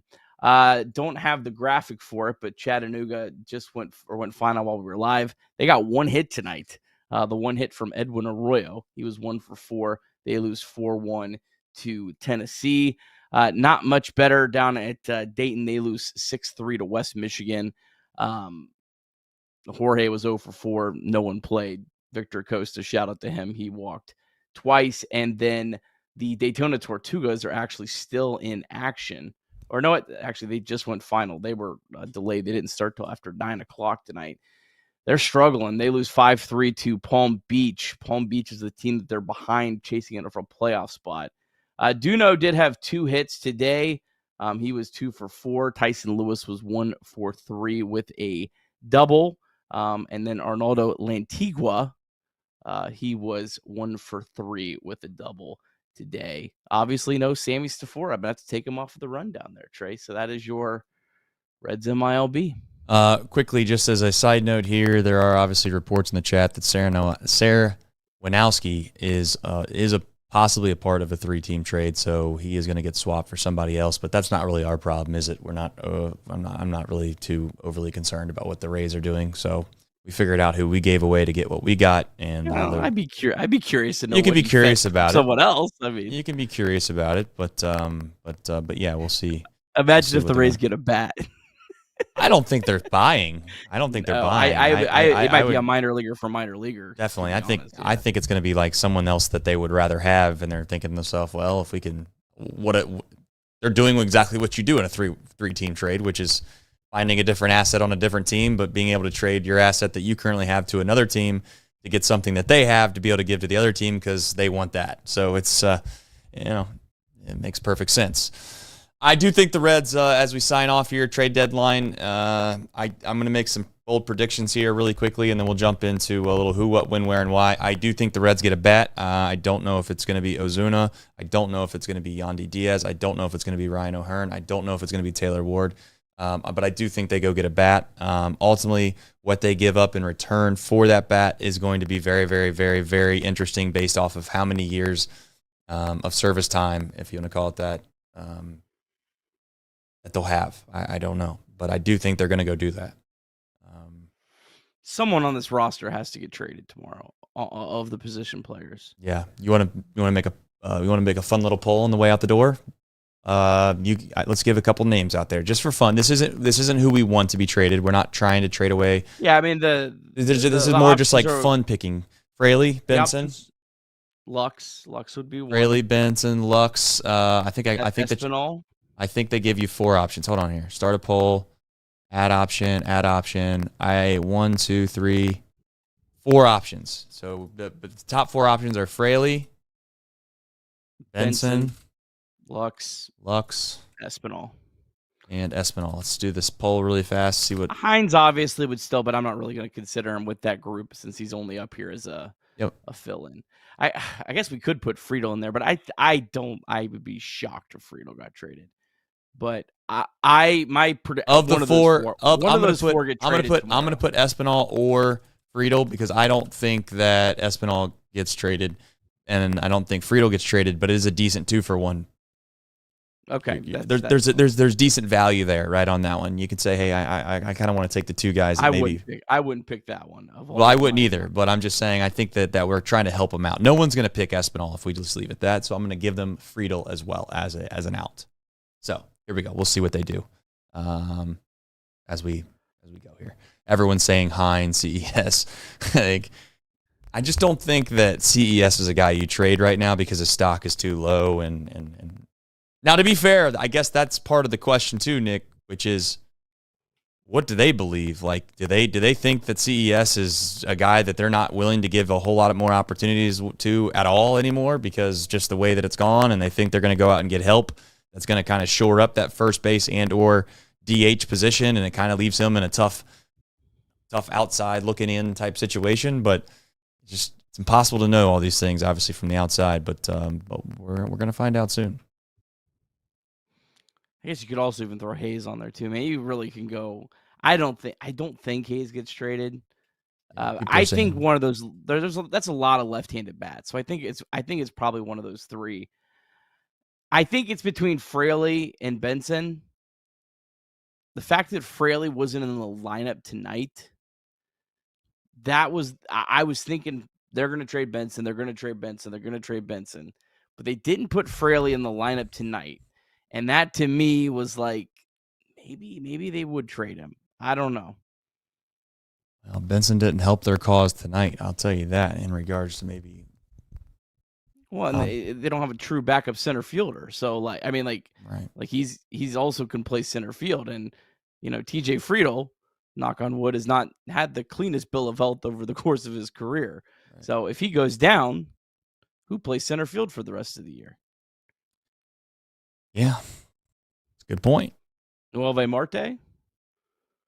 I mean, Stephen Kwan. He doesn't even play center field for the Guardians. I know he doesn't, but he could play center field for the Reds. I don't know. They could trade a pitcher. I mean, they could trade Brady Singer, I guess. It's hard to know. Brady Singer, to me, based on how things have gone, Brady Singer seems like the guy, but they could trade Nick Martinez if they need that money for a bat. That's true. If Nick Martinez gets traded, I would expect that you're going to get a bat that has a pretty big salary. Like that feels like a move for a move. Brady Singer, if they're just trying to like maybe kind of get value without feeling like they're tanking the team, he would maybe be the guy there. Is there any other pitchers that you think of other than those 2? Your 2 that you just mentioned were Singer and Martinez. Yeah. I mean, I already mentioned one on the show. I keep doing it. Yeah, well, I mean, that's a big swing. That's they're not going to do that. There's no way. There's no way. Am I crazy for thinking that it's not a terrible idea? Saying. I mean, I'm all for it. Again, it all depends. It all depends on who you get. We need to stop saying that because we say it after every single thing we do. I do it too. Well, you have to say it after everything you do because it'll be taken the wrong way. That's fair. It's a good point. I mean, people are asking about Connor Joe. Trade Connor Joe. What are we going to trade Connor Joe for, guys? Come on. What the hell are we going to trade him for? New washing machine? Yeah, exactly. We could use it. I'll tell you what we could use. You want to know what we could freaking use around here? Maybe some airline credits for some private jets. You know how many times, not to go off on this show, I'm very, very thankful the Reds won tonight. I am a go Reds kind of guy, but I'm just going to tell everybody right now, 700 and whatever it is, 50, 60 people watching. If I have to sit here on a night like last night again and ask myself, why in the absolute hell is there not a right-handed bat that we have right now that was supposed to replace TJ Friedl, and his name was Rhys Hines. And I get people are going to make fun. It's like, Rhys Hines, you really want to be? You know what? The bases were juiced, okay? The bases were juiced, and I get you're going to tell me that maybe Santiago Espinal is the best option you had at the moment. Why? Probably because we had a guy that was in Omaha, and he had to fly to Florida to get on a connecting flight to get to CVG, and it took him significantly longer, and he wasn't in the stadium until the late innings, and that's why Rhys Hines hit the ninth inning. I can't believe that we don't just say, you know what, for $20,000, let's just go and get this guy because we might actually need him to win a baseball game that we're currently making moves for, significant moves for, to try to buy and win this year. You know, would I be debating this or telling people that you shouldn't be doing this in September? No, but there's a time and a place to maybe, like, you know, splurge a little bit on some things that you might think that you need. We started a baseball game yesterday without our 26th man on the bench because he was trying to connect on a commercial flight in Florida. Maybe I'm asking too much, but, you know, maybe we get some airline credits and get some private jet money for Connor Joe. Probably not, though. Get a bag of peanuts and some water that they give you. Connor Joe has options. He can go down to Louisville, too. So you can go to Chattanooga if you'd like to. Did the Bubba treatment? Shit, he might be a good quarterback. You ever thought about it? He might be. Yeah. Certainly can take a dive. We will play baseball, Trace, at some point. Yeah, we will. Tomorrow. After tomorrow. The dust settles. The Reds are like one of 3 games tomorrow. Like, no one else is playing, but the Reds are playing mostly because they're going to end up in Bristol at the end of this 3-game series against the Braves. Thursday, 7:10, Andrew Abbott against Carlos Carrasco, making his Atlanta Braves debut, just traded from the Yankees because the Braves are kind of desperate for starting pitching. So he'll be making his Braves debut. Has not really been a very good pitcher over the last couple of years, so hopefully the Reds can have some success. Friday then is a 12:40 game at Great American Ballpark. Brady Singer against Bryce Elder, another pitcher not having a good year. And then they'll play Saturday night at 7:15 at Bristol Motor Speedway. Chase Burns against Spencer Strider should be a fun matchup. As mentioned, we'll go live at some point tomorrow for a trade deadline special. Probably around 4, but if the Reds make a move before, we'll go live then. Then be live for the post game. Then we'll be live after Friday's game. I think I'm doing Friday's show this weekend with Corey Phillips. And then Saturday, we'll be live after Bristol, and I think I'll be doing the show with Mike Hart. So you will have your full dose of Nick Kirby. And then on Sunday, we will rest because the Reds do not play on Sunday. Yeah, I think that will maybe be the first time in the history of Chatterbox Reds where we don't have a Sunday show. It'd be interesting. It'd be a weird feeling, I think. Yeah, we'll find some news to do a show. Probably. I've done this long enough. That's fair. All right, folks. Thank you, as I've said before, for being so loyal to this program. Which of the 4 go? The guess at the trade deadline. Jake Fraley runs away with this thing. Jake Fraley is at 47%, Will Benson 26%, Gavin Lux at 16%, and Espinal and or Friedl at 11%.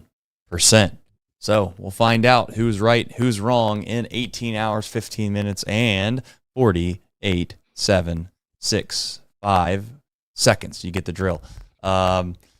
Folks, it's about time to switch the computer. I promise the next time I switch this computer, we will have a dunk cam.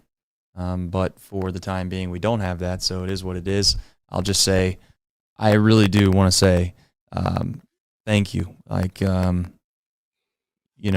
amount of people that showed up to Smoke Justice was really cool.